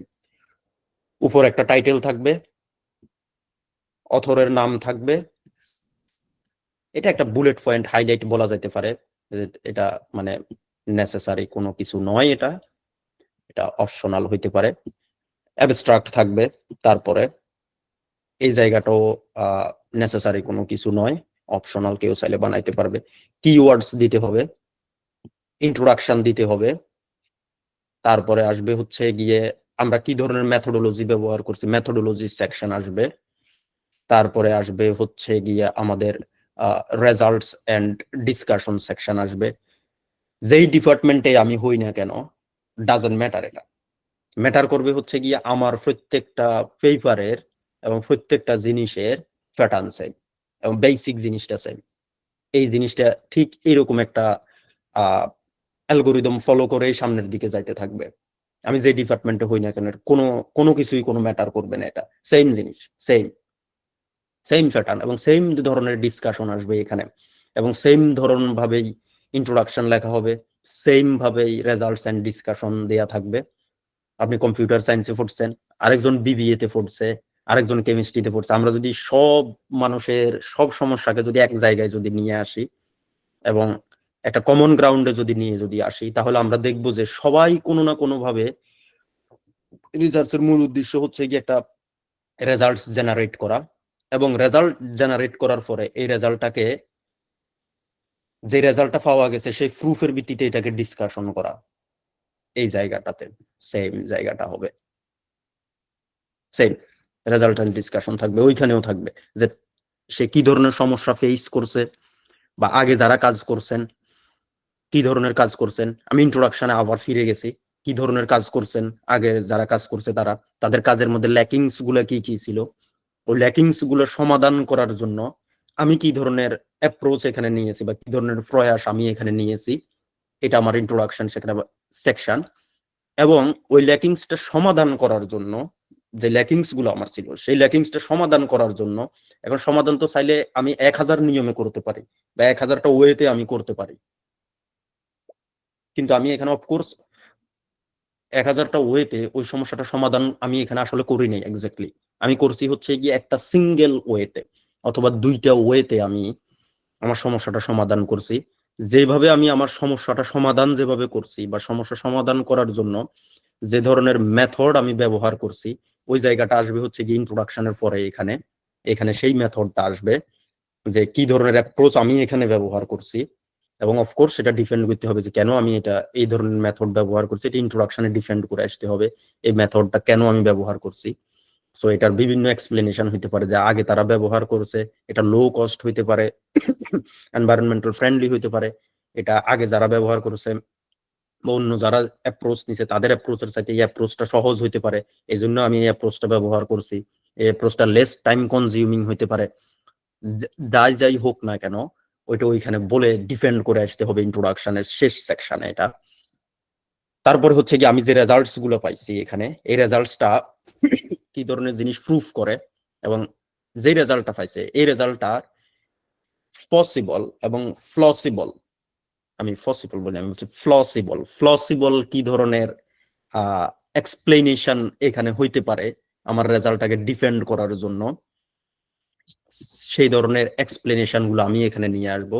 এবং অফকোর্স সেটা কেউ আমি বলে দিতে পারবো না বা অন্য কেউ বলে দিতে পারবে না যে আমার এটার প্লসিবল এক্সপ্লেনেশনস গুলা কি কি হইতে পারে। বাট আমার কাছে যেহেতু রেজাল্টস আছে, এই রেজাল্টসটা এক্স্যাক্টলি কি ধরনের জিনিস কনক্লুড করতেছে বা কি ধরনের ফলাফল এই রেজাল্টটা দিতেছে, এই সব ধরনের জিনিস এখানে এক্সপ্লেইন করতে হবে রেজাল্টস এন্ড ডিসকাশন সেকশনে অফকোর্স।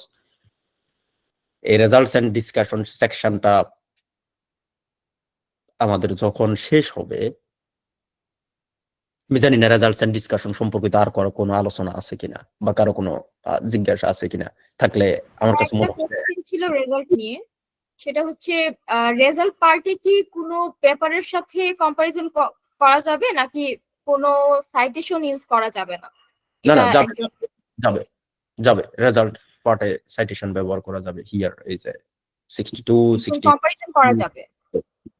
হ্যাঁ কম্পারিজন করা যাইতে পারে, অথবা অফকোর্স আমি আমার যে রেজাল্টটা আছে সেই রেজাল্টটা ভ্যালিডিটি ক্রিয়েট করার জন্য অনেক সময় আমরা ব্যবহার করে থাকি। যেমন এখানে বলে দিচ্ছে x equal to something like that means that absolute Mulliken electronegativity, এবং এই যেই টার্মটা সে আনছে এটা অফকোর্স তার টার্ম না, এটার আবিষ্কারক সে না, এটা অন্য কেউ ব্যবহার করছে।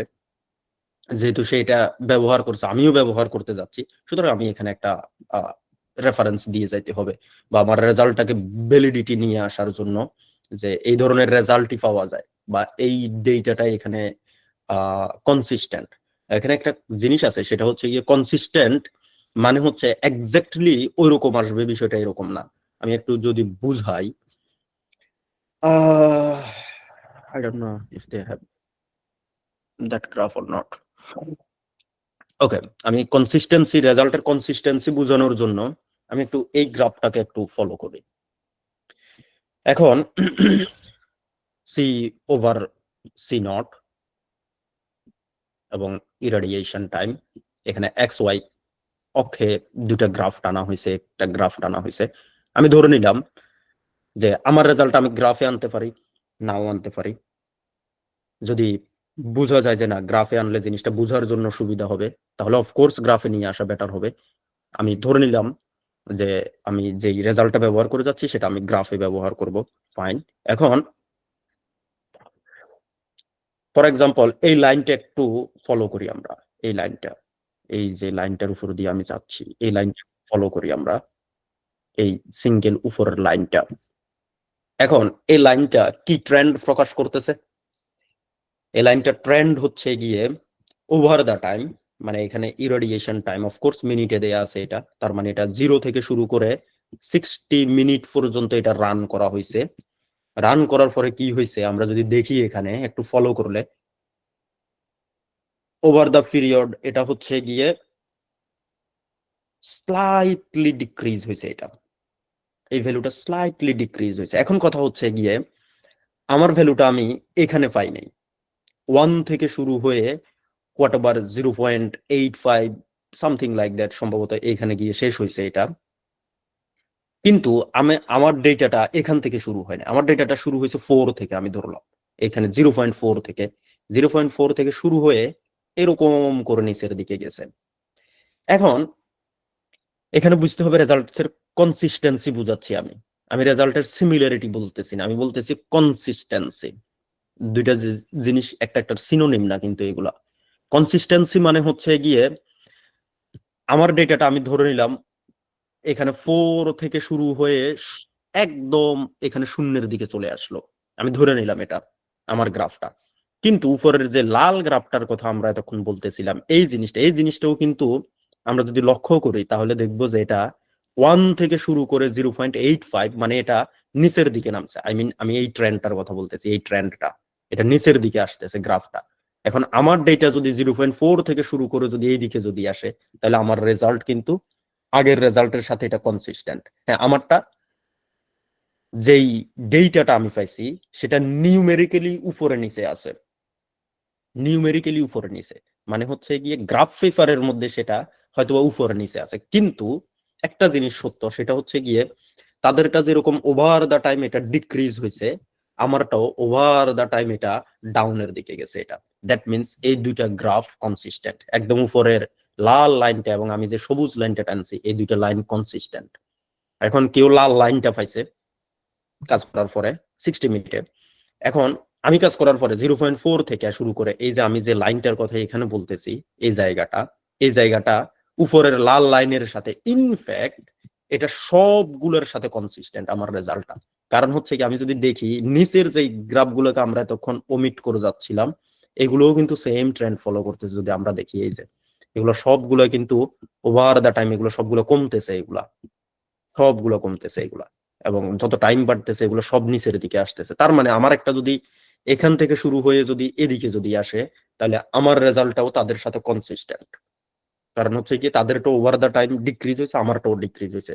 সুতরাং এই কম্পারিজনটা করার জন্য বা এই ধরনের একটা জিনিস ব্যাখ্যা করার জন্য আমি হয়তোবা এই জিনিসের আশ্রয় নিতে পারি এরকম একটা জায়গায়, যে না তাদেরটাও এরকম করে কমছে, আমি একটা করছি আমারটা এরকম করে কমে আসছে, হ্যাঁ আমারটাও কনসিস্টেন্ট তাদের সাথে, কারণ ওভার দ্য টাইম আমারটাও কমছে, দ্যাটস ইট। এবং কম্পারিজনটা এই জায়গায় হইতে পারে, বা আমি বুঝাচ্ছি যে এটা সময়ের সাথে সাথে এই জিনিসটা কমতে পারে, বা সময়ের সাথে সাথে এই জিনিসটা বাড়তে পারে। এটা কিন্তু কত বাড়বে, কত কমবে, কত থেকে বাড়বে, কত থেকে কমবে, এটা ডাজেন্ট ম্যাটার। এটা তো আমি আর একটা নির্দিষ্ট অ্যাপ্রোচ যেহেতু আমি নিছি, অফকোর্স আমার রেজাল্ট ভেরিয়েশন হবে, কিন্তু রেজাল্টটা কনসিস্টেন্ট, আমার কনসিস্টেন্সি আছে রেজাল্টের মধ্যে, এটা আমি বুঝাচ্ছি, এটাই কোহেরেন্স। এরপরে একেবারে last but not the least আমি যদি আসি, এখানে একটা সেকশন থাকবে কনক্লুশন। দুনিয়া যতগুলো পেপার আছে সবগুলোতে এই কনক্লুশন সেকশনটা থাকবে, or final paragraph of discussion বলা হয় এটাকে। এই যে কনক্লুশনটা আছে, এই কনক্লুশনটাকে বলা হয় ফাইনাল প্যারাগ্রাফ অফ ডিসকাশন। এখানে আমরা যদি দেখি, প্রথমে আমি একটু বাংলায় বলে যাই যে এখানে কি কি থাকতেছে আসল, বা মানে হোয়াটস গোয়িং অন। আমি যদি বলি এটা একটা স্টোরি, এই স্টোরিটা কিভাবে যাবে সেটা হচ্ছে গিয়ে প্রত্যেকটা, আমি এতক্ষণ পর্যন্ত যতগুলা কাজ করছি এখানে, এই সবগুলা কাজ এখানে ডিসপ্লে করবে। আমার মেথোডোলজি, আমার অ্যাবস্ট্রাক্ট, আমার ইন্ট্রোডাকশন, আমার রেজাল্টস এন্ড ডিসকাশন, সব কিছু এখানে শো করবে। ইনফ্যাক্ট যদি পসিবল হয় তাহলে ডেটা সহ এখানে আসবে, যে কোনো নিউমেরিক্যাল ডেটা, হ্যাঁ তারা ব্যবহার করে নাই, বাট এটা আদর্শ ক্ষেত্রে মানে আইডিয়াল ক্ষেত্রে আমরা ব্যবহার করতে পারি, ডাজন্ট ম্যাটার। যদি আমরা দেখি, এবার দেখি এখানে কিন্তু ইন্ট্রোডাকশনে যা যা ছিল তাও আছে, যে এখানে আমরা কি ধরনের মেথড ব্যবহার করছি, কি ধরনের কাজ করতে চাচ্ছিলাম সমস্যার কারণে, কি ধরনের মেথড ব্যবহার করছি, এই যে এখানে আমরা কি ধরনের মেথড ব্যবহার করছি এই জিনিসগুলো আসছে। তারপরে হচ্ছে এক্সপেরিমেন্টাল রেজাল্টসে কি কি জিনিস শো করছে এখানে, এই যে কি কি জিনিস শো করছে এখানে, এই জিনিসটা এখানে ব্যাখ্যা করা হয়েছে। তারপরে হচ্ছে গিয়ে আমি সিস্টেমেটিক্যালি কি জিনিস এখানে ইনভেস্টিগেশন করছি এবং কি সিগনিফিক্যান্ট, কি ইমপ্রুভমেন্ট এখানে পাওয়া গেছে সেটাই এখানে বলা আছে। এবং আমাদের যেই ফিউচার ইমপ্লিফিকেশন বলতে যে জিনিস থাকতে পারে, একেবারে কনক্লুডিং রিমার্কস, এখানে একটা কনক্লুডিং রিমার্কস দেয়া আছে, দ্যাটস ইট, এটা একটা কনক্লুশন। এখন নিচের দিকে আসবে হচ্ছে রেফারেন্স, এখানে রেফারেন্সেস ব্যবহার করা আছে, অফকোর্স রেফারেন্স দেয়া আছে, উপরে যা ব্যবহার করছি এখানে কিছু জিনিস দেয়া আছে, আমি যদি এগুলো যদি একটু না বললেই নয়, এগুলো ডিক্লারেশন অফ কমপ্লিটিং ইন্টারেস্ট, এটা হচ্ছে গিয়ে যদি আমাদের কোনো অথরদের মধ্যে যে কোনো ধরনের কোনো ডিক্লারেশন অফ ইন্টারেস্ট নাই, মানে কোনো ধরনের কোনো ফাইন্যান্সিয়াল বা কোনো পার্সোনাল রিলেশনশিপ নাই এই কাজের ক্ষেত্রে, ওটা ডিক্লেয়ার করতে হবে, অ্যাকনলেজ করতে হবে যে আমি কোথাও কোথাও থেকে কোনো হেল্প পাইছি কিনা। তো এখানে যেহেতু তারা গ্রান্ট থেকে পাইছে, গ্রান্টের নামগুলো দিছে, আমরা যদি মনে করি যে না কোনো একজন মানুষ আমাকে আরেক জায়গায় হেল্প করছে, তার নাম দিয়ে এখানে তারা অ্যাকনলেজ করা যাইতে পারে। কেউ যদি চায় যে নতুন বিয়ে করছে, তার বউরে ইয়ে করতে চাচ্ছে, কি বলে অ্যাকনলেজ করতে চাচ্ছে যে এই না থাকলে আমার কাজটা পসিবল হইতো না, চাইলে এখানে এটা বলতে পারবো, ডাজন্ট ম্যাটার, এটা রেফারেন্স দেয়া আছে, দ্যাটস ইট, এটা একটা হোল স্টোরি। সুতরাং পেপারটা হচ্ছে কি একটা স্টোরি টেলিং, আমি যে একটা স্টোরি আমি যেটা নিজে মেক করতেছি যে স্টোরিটা, সো এই স্টোরিটাকে আমি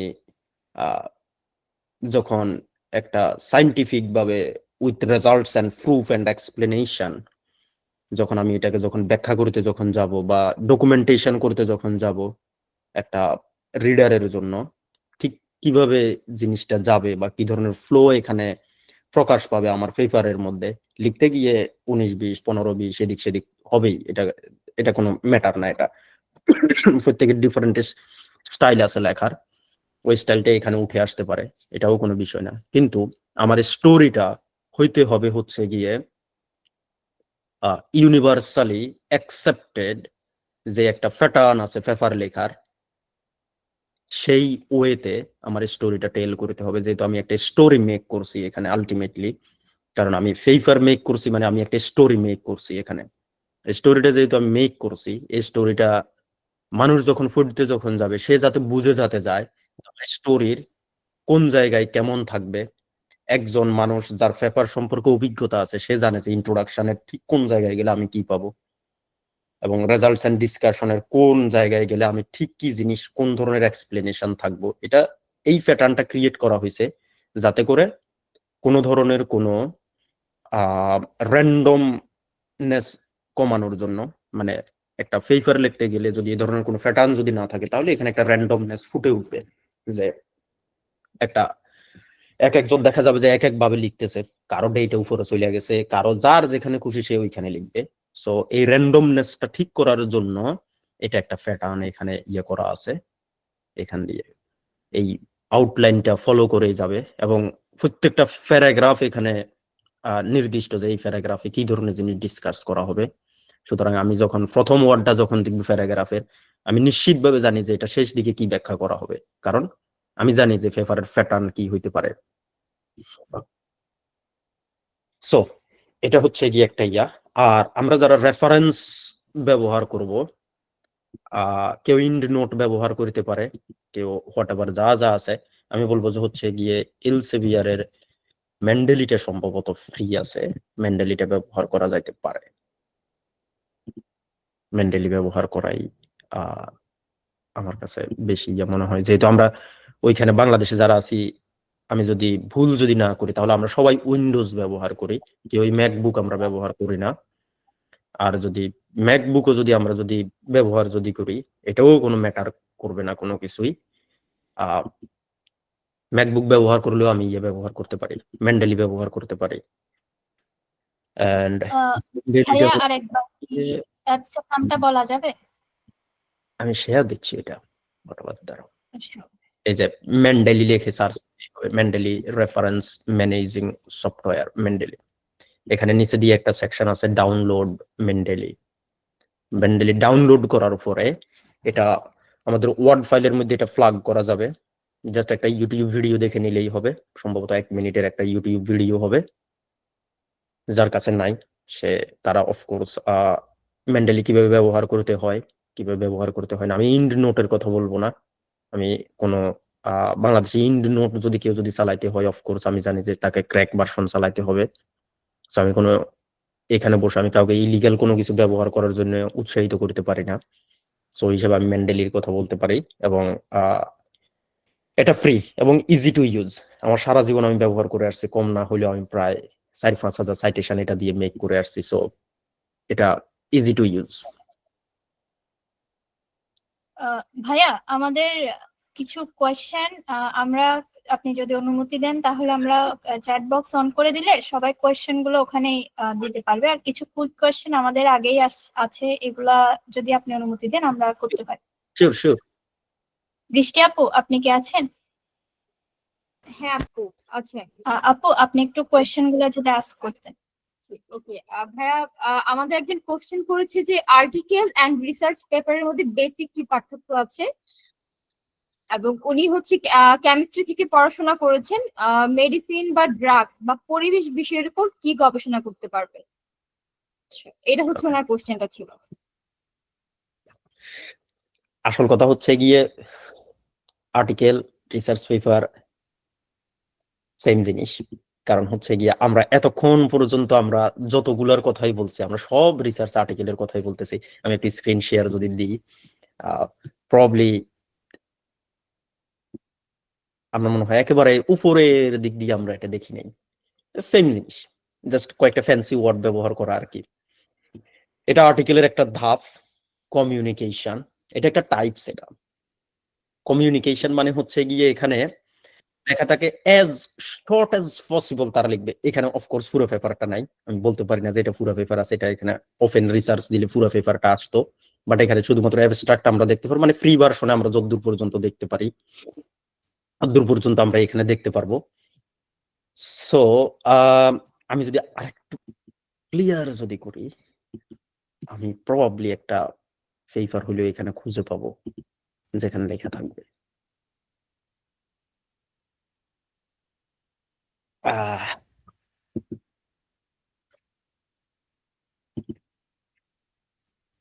why not this one? ওকে, এটা যখন আমরা যখন পেপারের মধ্যে যখন যখন দেখতে যখন যাব, এখানে সুন্দর করে দিয়ে লেখা থাকবে এটা রিসার্চ আর্টিকেল। সুতরাং আর্টিকেল, পেপার এগুলোর মধ্যে কোনো পার্থক্য নাই, একই জিনিস। হ্যাঁ, একটা জায়গায় পার্থক্য থাকতে পারে, সেটা হচ্ছে গিয়ে যদি কারো যদি থিসিস পেপার যদি হয়, মানে থিসিস যদি হয়, সেটা হয়তোবা আমাদের যেই মূল যে জার্নাল আর্টিকেল আছে, মানে আমাদের যে জার্নাল ভার্সনটা আছে, এই ভার্সনের সাথে ডিফারেন্স হইতে পারে। আমাদের যদি কারো যদি থিসিস যদি লেখা হয় বা কেউ যদি থিসিস লিখতে যদি যায়, তার সাথে জার্নাল আর্টিকেলের ব্যাপক পার্থক্য আছে। কারণ থিসিসটা তো লেখা হয় হচ্ছে গিয়ে প্রত্যেকটা ইউনিভার্সিটির গাইডলাইন অনুযায়ী, কিন্তু আমরা যখন থিসিসটা যখন লিখতে যখন যাই, এই থিসিসেও কিন্তু একটা জার্নাল পেপারের যেই বেসিক প্যাটার্ন, এই প্যাটার্নটা ফলো করে লেখা হয়, বাট ওইটা একটু বড় করে লেখা হয়।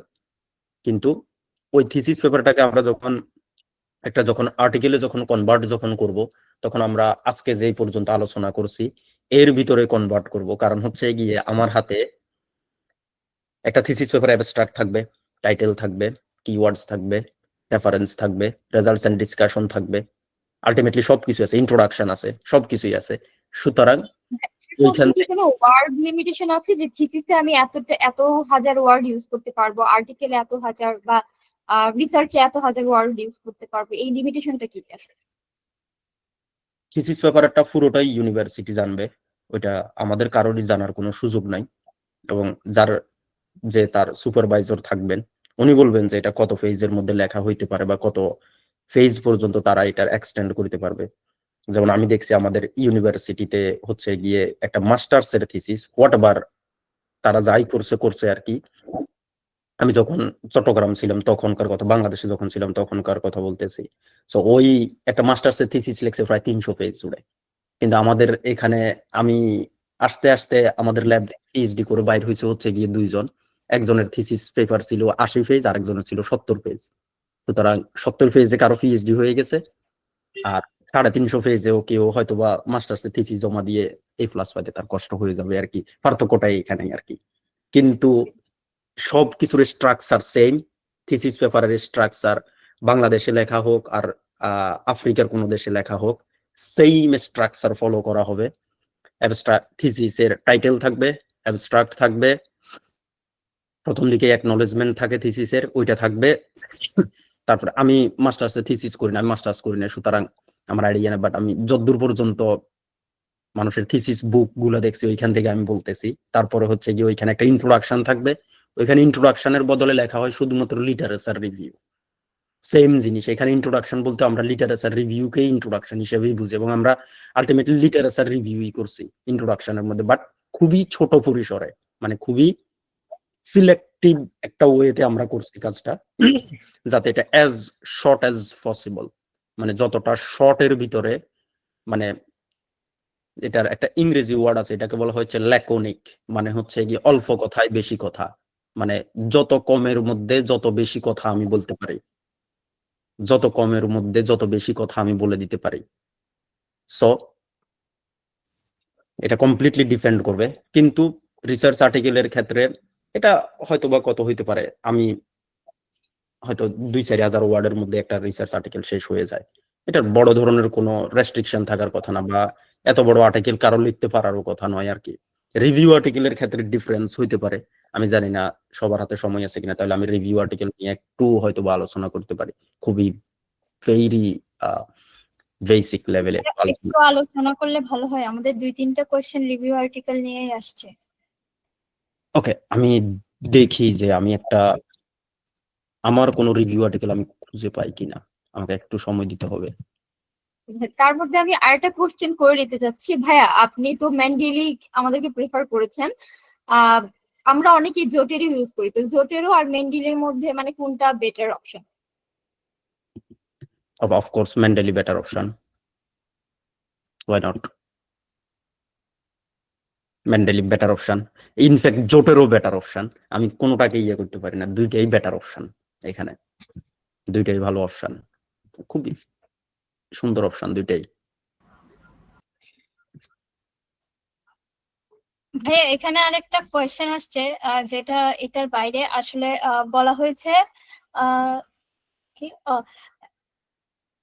উনি হচ্ছে সাবজেক্টস মাস্টার্সে চেঞ্জ করতে চাচ্ছে, তো সেক্ষেত্রে ওনার রিসার্চ পেপার যেটা উনি মাস্টার্স সাবজেক্টে করতে মাস্টার্স যে সাবজেক্টে করতে চাচ্ছে ওই সাবজেক্টের উপর হবে, নাকি আগের যে সাবজেক্টে অনার্স করছে ওই সাবজেক্টের উপর করলে ভালো হবে? এটা তো কমপ্লিটলি উনার নিজের প্রেফারেন্স হইতে পারে। সো আমি বলবো যে উনি যেটাতে গেলে উনি মনে করবে যে উনি কি বলে বেটার স্কলারশিপ পাচ্ছে বা বেটার অপরচুনিটিস পাচ্ছে, ওই জায়গায় যেতে পারবে। অনেকেই সাবজেক্ট সুইচ করে, আবার অনেকেই করে না। এটা কমপ্লিটলি হচ্ছে গিয়ে উনার পার্সপেক্টিভ আর কি, যে উনি যদি মনে করে যে উনি আরেকটা সাবজেক্টে চলে গেলে বা উনি যদি যায়, তাহলে উনি কি বলে বেটার অপরচুনিটিস পাবে, তাহলে হোয়াই নট। আর যদি মনে করে যে না, নিজের সাবজেক্টেই উনি শাইন করতে পারতেছেন, তাহলে হোয়াই নট। ওকে ভাইয়া, আমাদের আরেকজন কোশ্চেন করেছেন যে একটা পেপার কি আমরা একাধিক জায়গায় পাবলিশ করতে পারবো, আর পাবলিশের জন্য কোনটা বেস্ট, কনফারেন্স নাকি জার্নাল? একটা পেপার একাধিক জায়গায় একসাথে সাবমিটও করা যাবে না, পাবলিশ তো হচ্ছে কি দূরের কথা, এটা এক ধরনের ক্রাইম। এটা করা যাবে না কোনোভাবেই। আর হচ্ছে গিয়ে কনফারেন্স পেপার আর রিসার্চ পেপার, কনফারেন্স পেপার তো কনফারেন্সের মতোই। ওইটা তো কনফারেন্সে যখন কি বলে কেউ যদি কনফারেন্সে যখন যায় বা কনফারেন্সে যখন হয়, এটা তো কনফারেন্স কর্তৃপক্ষের মাধ্যমে পাবলিশড হয় এটা। সো দেখা যায় যে conference paper, research paper, ultimately সবকিছুর বেসিক কাঠামো সেম। যেটা কনফারেন্স থেকে পাবলিশড হবে এটা কনফারেন্স হবে। আর উনি যদি মনে করেন যে না, আমি এটা কনফারেন্স হিসেবে বা কনফারেন্স হয়তো বা শো করছি কিন্তু কনফারেন্সে পাবলিশ করবো না, পরবর্তীতে আরো কিছু কাজ করে বা এটাকে এক্সটেন্ড করে আমি কি বলে রিসার্চ পেপার হিসেবে পাবলিশ করতে চাচ্ছি, শুধুমাত্র রিসার্চ আর্টিকেল হিসেবে, দ্যাটস অলসো ফাইন। মানে বেস্ট হবে কোনটা, মানে মানে কেরিয়ার টু গ্রো করার জন্য ভালো হবে কোনটা? দুইটাই বেস্ট অপশন।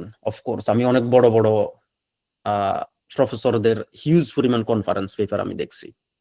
সো দুইটাই বেস্ট। আচ্ছা ভাই, আমাদের আরেকজন কোশ্চেন করেছে যে ফার্মাসি ডিপার্টমেন্টের ডকিং এর জন্য কোন টাইপের প্রসেসটা ফলো করবে?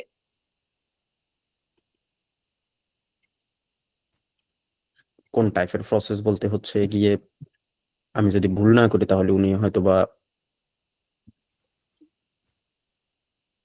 জানতে চাচ্ছেন হচ্ছে কি ধরনের সফটওয়্যার ব্যবহার করতে পারেন।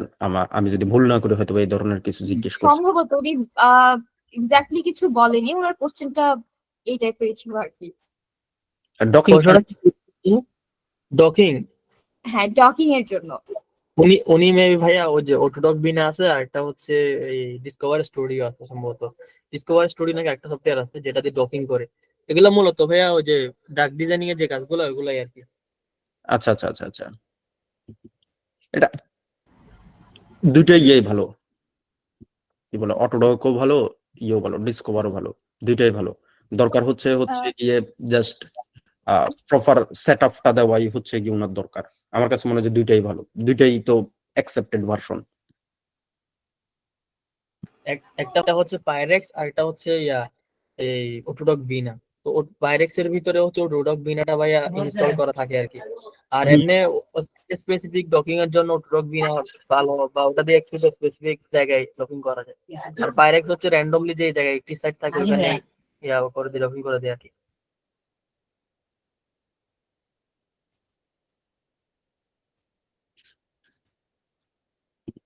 ওকে,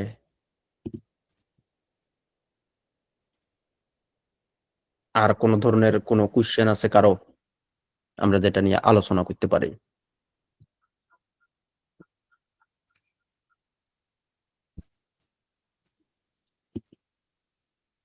ভাইয়া আমার কাছে কিছু কোয়েশ্চেন পার্সোনালি এখানে আমাকে হোয়াটসঅ্যাপে দিয়েছে, আমি বুঝলাম না কেন হোয়াটসঅ্যাপে দেওয়া হয়েছে। হয়তোবা কোয়েশ্চেন এন্ড অ্যান্সার টুলসটা সে পায় নাই। কোয়েশ্চেন ছিল হচ্ছে আমরা মানে একদম রিসার্চ শুরু থেকে শেষ করতে আমাদের কি কি ধরনের ওয়েবসাইট বা কি কি ধরনের অ্যাপস আমরা ব্যবহার করতে পারি, সেটা গ্রামারের জন্য আরো মানে যা যা আছে কি কি ধরনের ওয়েবসাইট আমরা ব্যবহার করতে পারি সেটা সম্পর্কে একটু বিস্তারিত জানতে চেয়েছে একজন। আচ্ছা, আমি এখন কি বলে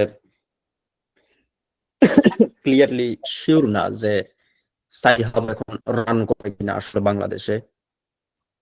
সো যদি সাইহাব যদি রান যদি করে বাংলাদেশে, তাহলে অবশ্যই সাইহাব ব্যবহার করা যেতে পারে শুধুমাত্র পেপার কালেক্ট করার জন্য। এবং পেপার কালেক্ট করার আগে অবশ্যই আমরা যদি একটা পেপারের মধ্যে যদি ঢুকি, যে কোনো একটা পেপারের মধ্যে যদি আমরা যদি যাই, ফর এক্সাম্পল আমরা এতক্ষণ পর্যন্ত যেগুলো নিয়ে কথা বলতেছিলাম, আমরা যে কোনো একটা ইয়ের কথাই বলতে পারি এখানে। মানে একটা পেপার আসলে সার্চ দেওয়ার পরে কেমন দেখা যায় আর কি।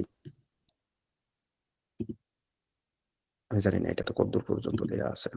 যদি দেখি এখানে যদি আমরা যদি যাই একটা পেপারের মধ্যে, আমরা যখন যখন দিব, সার্চ দেওয়ার পরে একটা পেপারের আমরা শুধুমাত্র এই জায়গাটা আমরা দেখতে পারবো, আর কোনো কিছুই আমরা দেখতে পারবো না এখানে, আনলেস যদি ওই পেপারটা ওপেন অ্যাক্সেস যদি না হয়, যদি সাবস্ক্রাইব বেসড জার্নাল বা আর্টিকেল যদি হয় ওইটা, তাহলে আমরা শুধুমাত্র গ্রাফিক্যাল অ্যাবস্ট্রাক্ট ইফ অ্যাভেলেবল, আর অফকোর্স শুধুমাত্র আমরা অ্যাবস্ট্রাক্টটা দেখতে পারবো। এখন এই পেপারটা আমার দরকার আছে কি নাই এটা আমাকে বুঝতে হবে শুধুমাত্র এই অ্যাবস্ট্রাক্টটা দেখেই, আর কোনো কিছু দেখে বুঝার প্রাথমিকভাবে কোনো উপায় আর নাই আমাদের কাছে। সুতরাং আমাদের কাছে দুটো উপায় আছে, একটা হচ্ছে গিয়ে টাইটেল আর একটা হচ্ছে গিয়ে অ্যাবস্ট্রাক্ট। টাইটেলটা দেখার পর অ্যাবস্ট্রাক্ট দেখলে আমি যদি মনে করি যে না এই পেপারটা আমার রিসার্চ রিলেভেন্ট, আমার রিসার্চের সাথে অ্যালাইন করে, বা এই পেপারটা আমার পড়ার দরকার আছে, তাহলে এই পেপারটা নেয়ার জন্য মোস্ট পেপার হয়তো বা ওপেন অ্যাক্সেস হবে না, ওই ক্ষেত্রে সাইহাব ব্যবহার করা যাইতে পারে। যদি সাইহাব যদি ব্যবহার যদি করা যদি না যায়, বা সাইহাবের কিন্তু অনেকগুলো ইয়ে আছে, কিন্তু ওয়েবসাইট আছে কিন্তু, সাইহাব.se, সাইহাব.wi, সাইহাব.ren, তারপরে সাইহাব.xyz, সাইহাব.tv। সো সাইহাব অনেকগুলো সফটওয়্যার, অনেকগুলো অপশন অ্যাভেলেবল আছে সাইহাবের। এবং যে কোনো একটা সাইহাবের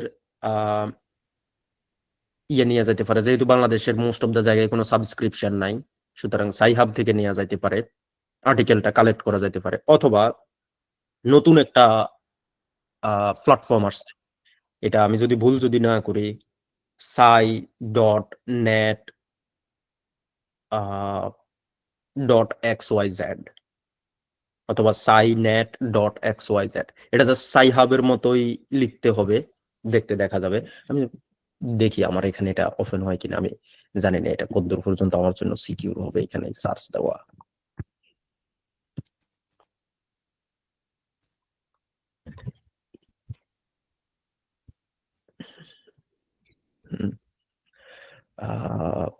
ওকে, লেট মি শো ইউ। আমি একটু দেখাই এটা দেখতে কিরকম হয়। এটা আমি জাস্ট সিকিউরিটি পারপাস আমি ওয়েবসাইটটার ভিতরে আমি ঢুকতে চাচ্ছি না আমার এখান থেকে। এটা হচ্ছে গিয়ে নতুন একটা প্ল্যাটফর্ম, এটা সাই.নেট, সাই-net.xyz। এটা ট্রাই করে দেখতে পারেন, এটা একটা ভালো অপশন হইতে পারে, সাইহাবে একটা ভালো অল্টারনেটিভ হইতে পারে এটা। ভাই আমি এই সাইটটা রিসেন্টলি ইউজ করেছি, এটা কাজ করে, মানে অনেকটা সাইহাবের মতোই সিমিলার। না, সেম জিনিসই, সেম অ্যালগরিদমই, বাট সাইহাবে যেহেতু সমস্যা করতেছে ওই হিসাবে অল্টারনেটিভ হিসাবে এই ইয়েটা ব্যবহার করা যেতে পারে। এটা জাস্ট পেপার কালেক্ট করার জন্য। আর কি ব্যবহার করা যেতে পারে? আর ব্যবহার করা যেতে পারে হচ্ছে গিয়ে গুগল স্কলার, অফকোর্স, যেখানে আমরা কি বলে নিজেরা ইয়ে করে যাই, কি বলে আচ্ছা ভাইয়া, একটা রিসার্চ পেপার বা রিভিউ আর্টিকেল আমরা হাইয়েস্ট কয়টা সাইটেশন অ্যাড করতে পারবো? মানে কি এরকম কি কোনো ধরাবাঁধা নিয়ম আছে যে এতটাই করতে হবে, বা কোনো নিয়ম আছে কিনা? রিভিউ আর্টিকেলে সাধারণত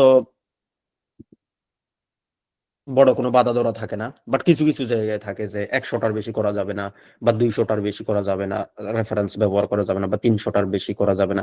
বাট এটা খুবই কম সংখ্যক জার্নালে দেয়া থাকে যে রিভিউ আর্টিকেলে কয়টা রেফারেন্স দেয়া যাইতে পারে না পারে। কিন্তু রিভিউ আর্টিকেলে কয়টা গ্রাফিক্স ব্যবহার করা যাইতে পারে এটার একটা রুলস থাকে, যেটা সম্ভবত মোর অর লেস 8 থেকে 12টা বা 15টা এর মধ্যেই সীমাবদ্ধ থাকে রিভিউ আর্টিকেলে ফিগারের সংখ্যা, যে কয়টা গ্রাফিক্স আমি ব্যবহার করতে পারবো বা কয়টা গ্রাফিক্স ব্যবহার করতে পারবো না। রিসার্চ আর্টিকেলেও সম্ভবত 7-8টার মতো ব্যবহার করা যাইতে পারে, এর বেশি গ্রাফিক্স ব্যবহার করা যাইতে পারে না। টেবিল নিজের ইচ্ছা মতো ব্যবহার করা যাইতে পারে।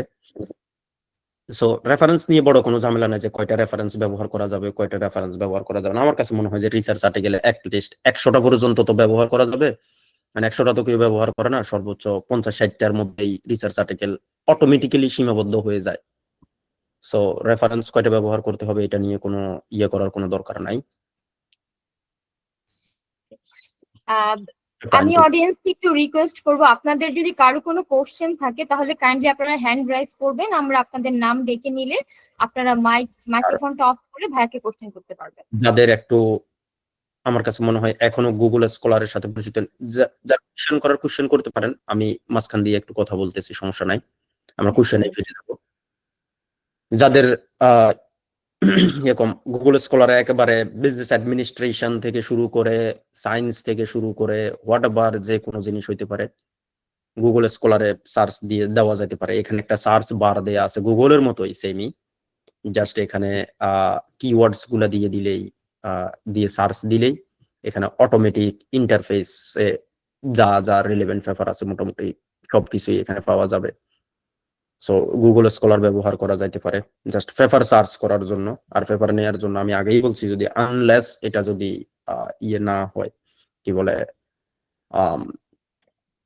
ওপেন অ্যাক্সেস যদি না হয় পেপারটা, তাহলে সাইনেট.xyz অথবা সাইহাব থেকে হেল্প নেওয়া যাইতে পারে। আর কোনো সফটওয়্যার জানার দরকার আছে কিনা, গ্রামারলি ফ্রি ভার্সন ব্যবহার করা যাইতে পারে যদি গ্রামার কারেকশনের যদি দরকার হয়। অফকোর্স দরকার আছে, at least preposition, right forms of verbs গুলো তো আর গ্রামারলি ইয়ে করে দিবে। আমার কাছে মনে হয় যে এইটুকুই দরকার, ঠিক করে নিলেই হয় আর কি।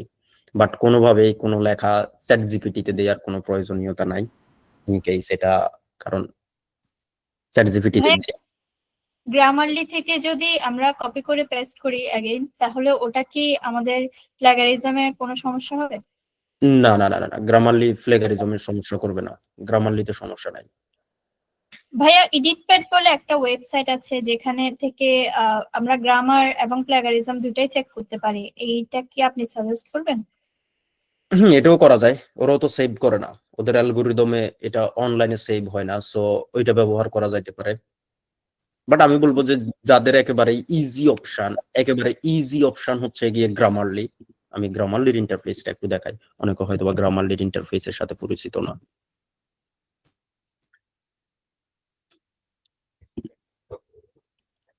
আর কারো কোনো কোশ্চেন থাকলে। ভাইয়া আমার একটা কোয়েশ্চেন ছিল। হ্যাঁ শিওর। ভাইয়া আসলে আমি যখন গুগল স্কলার থেকে বিভিন্ন আর্টিকেল বের করি, রিসার্চ পেপার, অনেক সময় এমন রিসার্চ পেপার পাওয়া যায় যেগুলি হচ্ছে অথেন্টিক না। আই মিন যে অথরটা নিজের নাম দিয়ে চালাচ্ছে, এটা আসলে ওনার না, এটা অন্য একজনের। তো এই টাইপের ফ্রড পেপার যেগুলো, এগুলোকে আমরা ডিটেক্ট করব কিভাবে? আচ্ছা, প্রথমত হচ্ছে গিয়ে জার্নালটা যদি জার্নালে যদি পাবলিশড অবস্থায় থাকে, ওটার যদি ডিওআই নাম্বার যদি থাকে, তাহলে ওইটা ব্যবহার করা যাইতে পারে।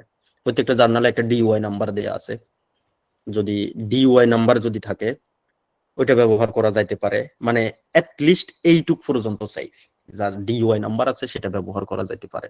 প্রত্যেকটা জার্নালে যদি এটা যদি অথেন্টিক জার্নাল যদি হয়, অফকোর্স সেটার একটা ডিওআই নাম্বার থাকবে। আর আমরা ওই জন্যই আমি বলি হচ্ছে রেফুটেড জার্নাল ছাড়া বাকি কোনো জার্নালের পেপার সাইটেশন করা উচিত নয়, রেপুটেড জার্নাল। কারণ আমরা যেহেতু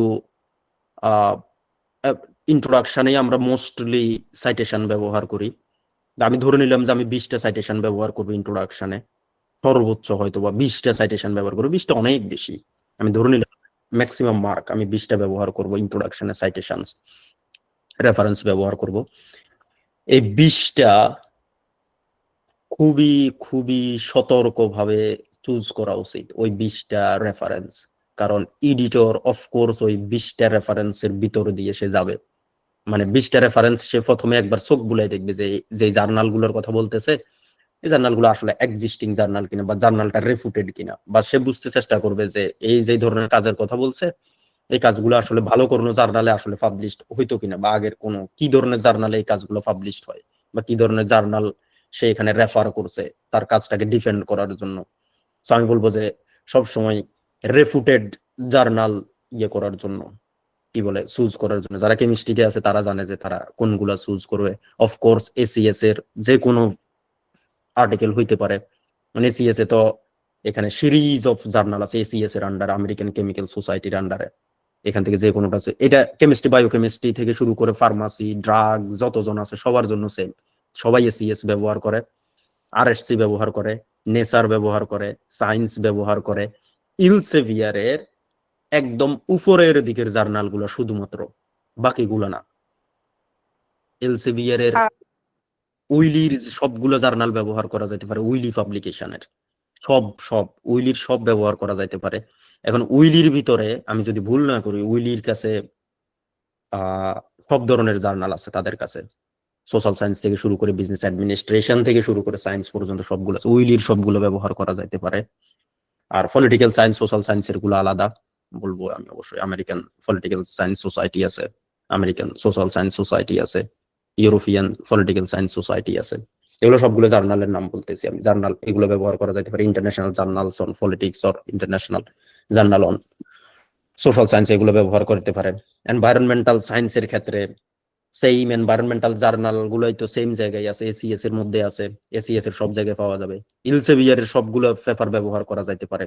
যারা পেপার খুঁজে পাচ্ছে না, ইলসেভিয়ার মানে সায়েন্স ডিরেক্ট বলতে আমরা যেটাকে বুঝি, ইলসেভিয়ার পাবলিশড বাই ইলসেভিয়ার, ইলসেভিয়ারের যে কোনো পেপার ব্যবহার করা যাইতে পারে, এখানে কোনো প্রিডেটরি জার্নাল নাই। সো একটা ভালো সোর্স হইতে পারে, যদি বাঁচার মতো যদি কোনো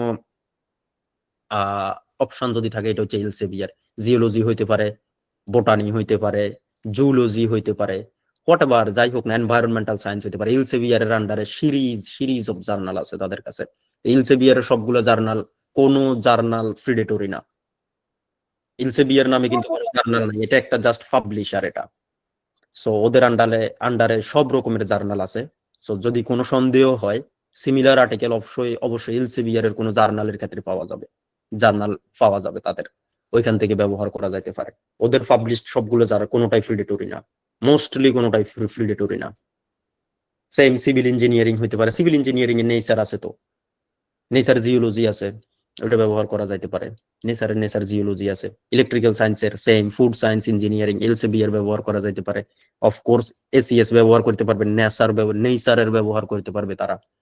এগুলো সবগুলোর জন্যই অ্যাভেলেবল আছে। নেচারে সম্ভবত ইলেকট্রিক্যাল ইঞ্জিনিয়ারিং এর সম্ভবত একটা সেগমেন্ট তাদের কাছে আছে, যদি রোবোটিক্স রিলেটেড হয় আর কি, বা সায়েন্সে আছে, সায়েন্স রোবোটিক্স, এটা ব্যবহার করতে পারবে। ম্যাথমেটিক্স এর জন্য ইন্টারন্যাশনাল জার্নাল অফ ম্যাথমেটিক্স আছে। সোলার এনার্জির জন্য সোলার এনার্জি তো সব জায়গায় অ্যাভেলেবল। জেনেটিক ইঞ্জিনিয়ারিং সব জায়গায় অ্যাভেলেবল, এসিএস এ অ্যাভেলেবল আছে, নেচারে অ্যাভেলেবল আছে, আরএসসি তে অ্যাভেলেবল আছে, এগুলো সবগুলোই অ্যাভেলেবল আছে। বায়ো ইনফরমেটিক্স সেম জায়গায় পাওয়া যাবে, সবগুলাকে সেম আমার দুইটা কোশ্চেন আছে। পাওয়া যাবে। আশা করি সবাই বুঝতে পেরেছেন যে মানে মোট কথা হচ্ছে যে আমরা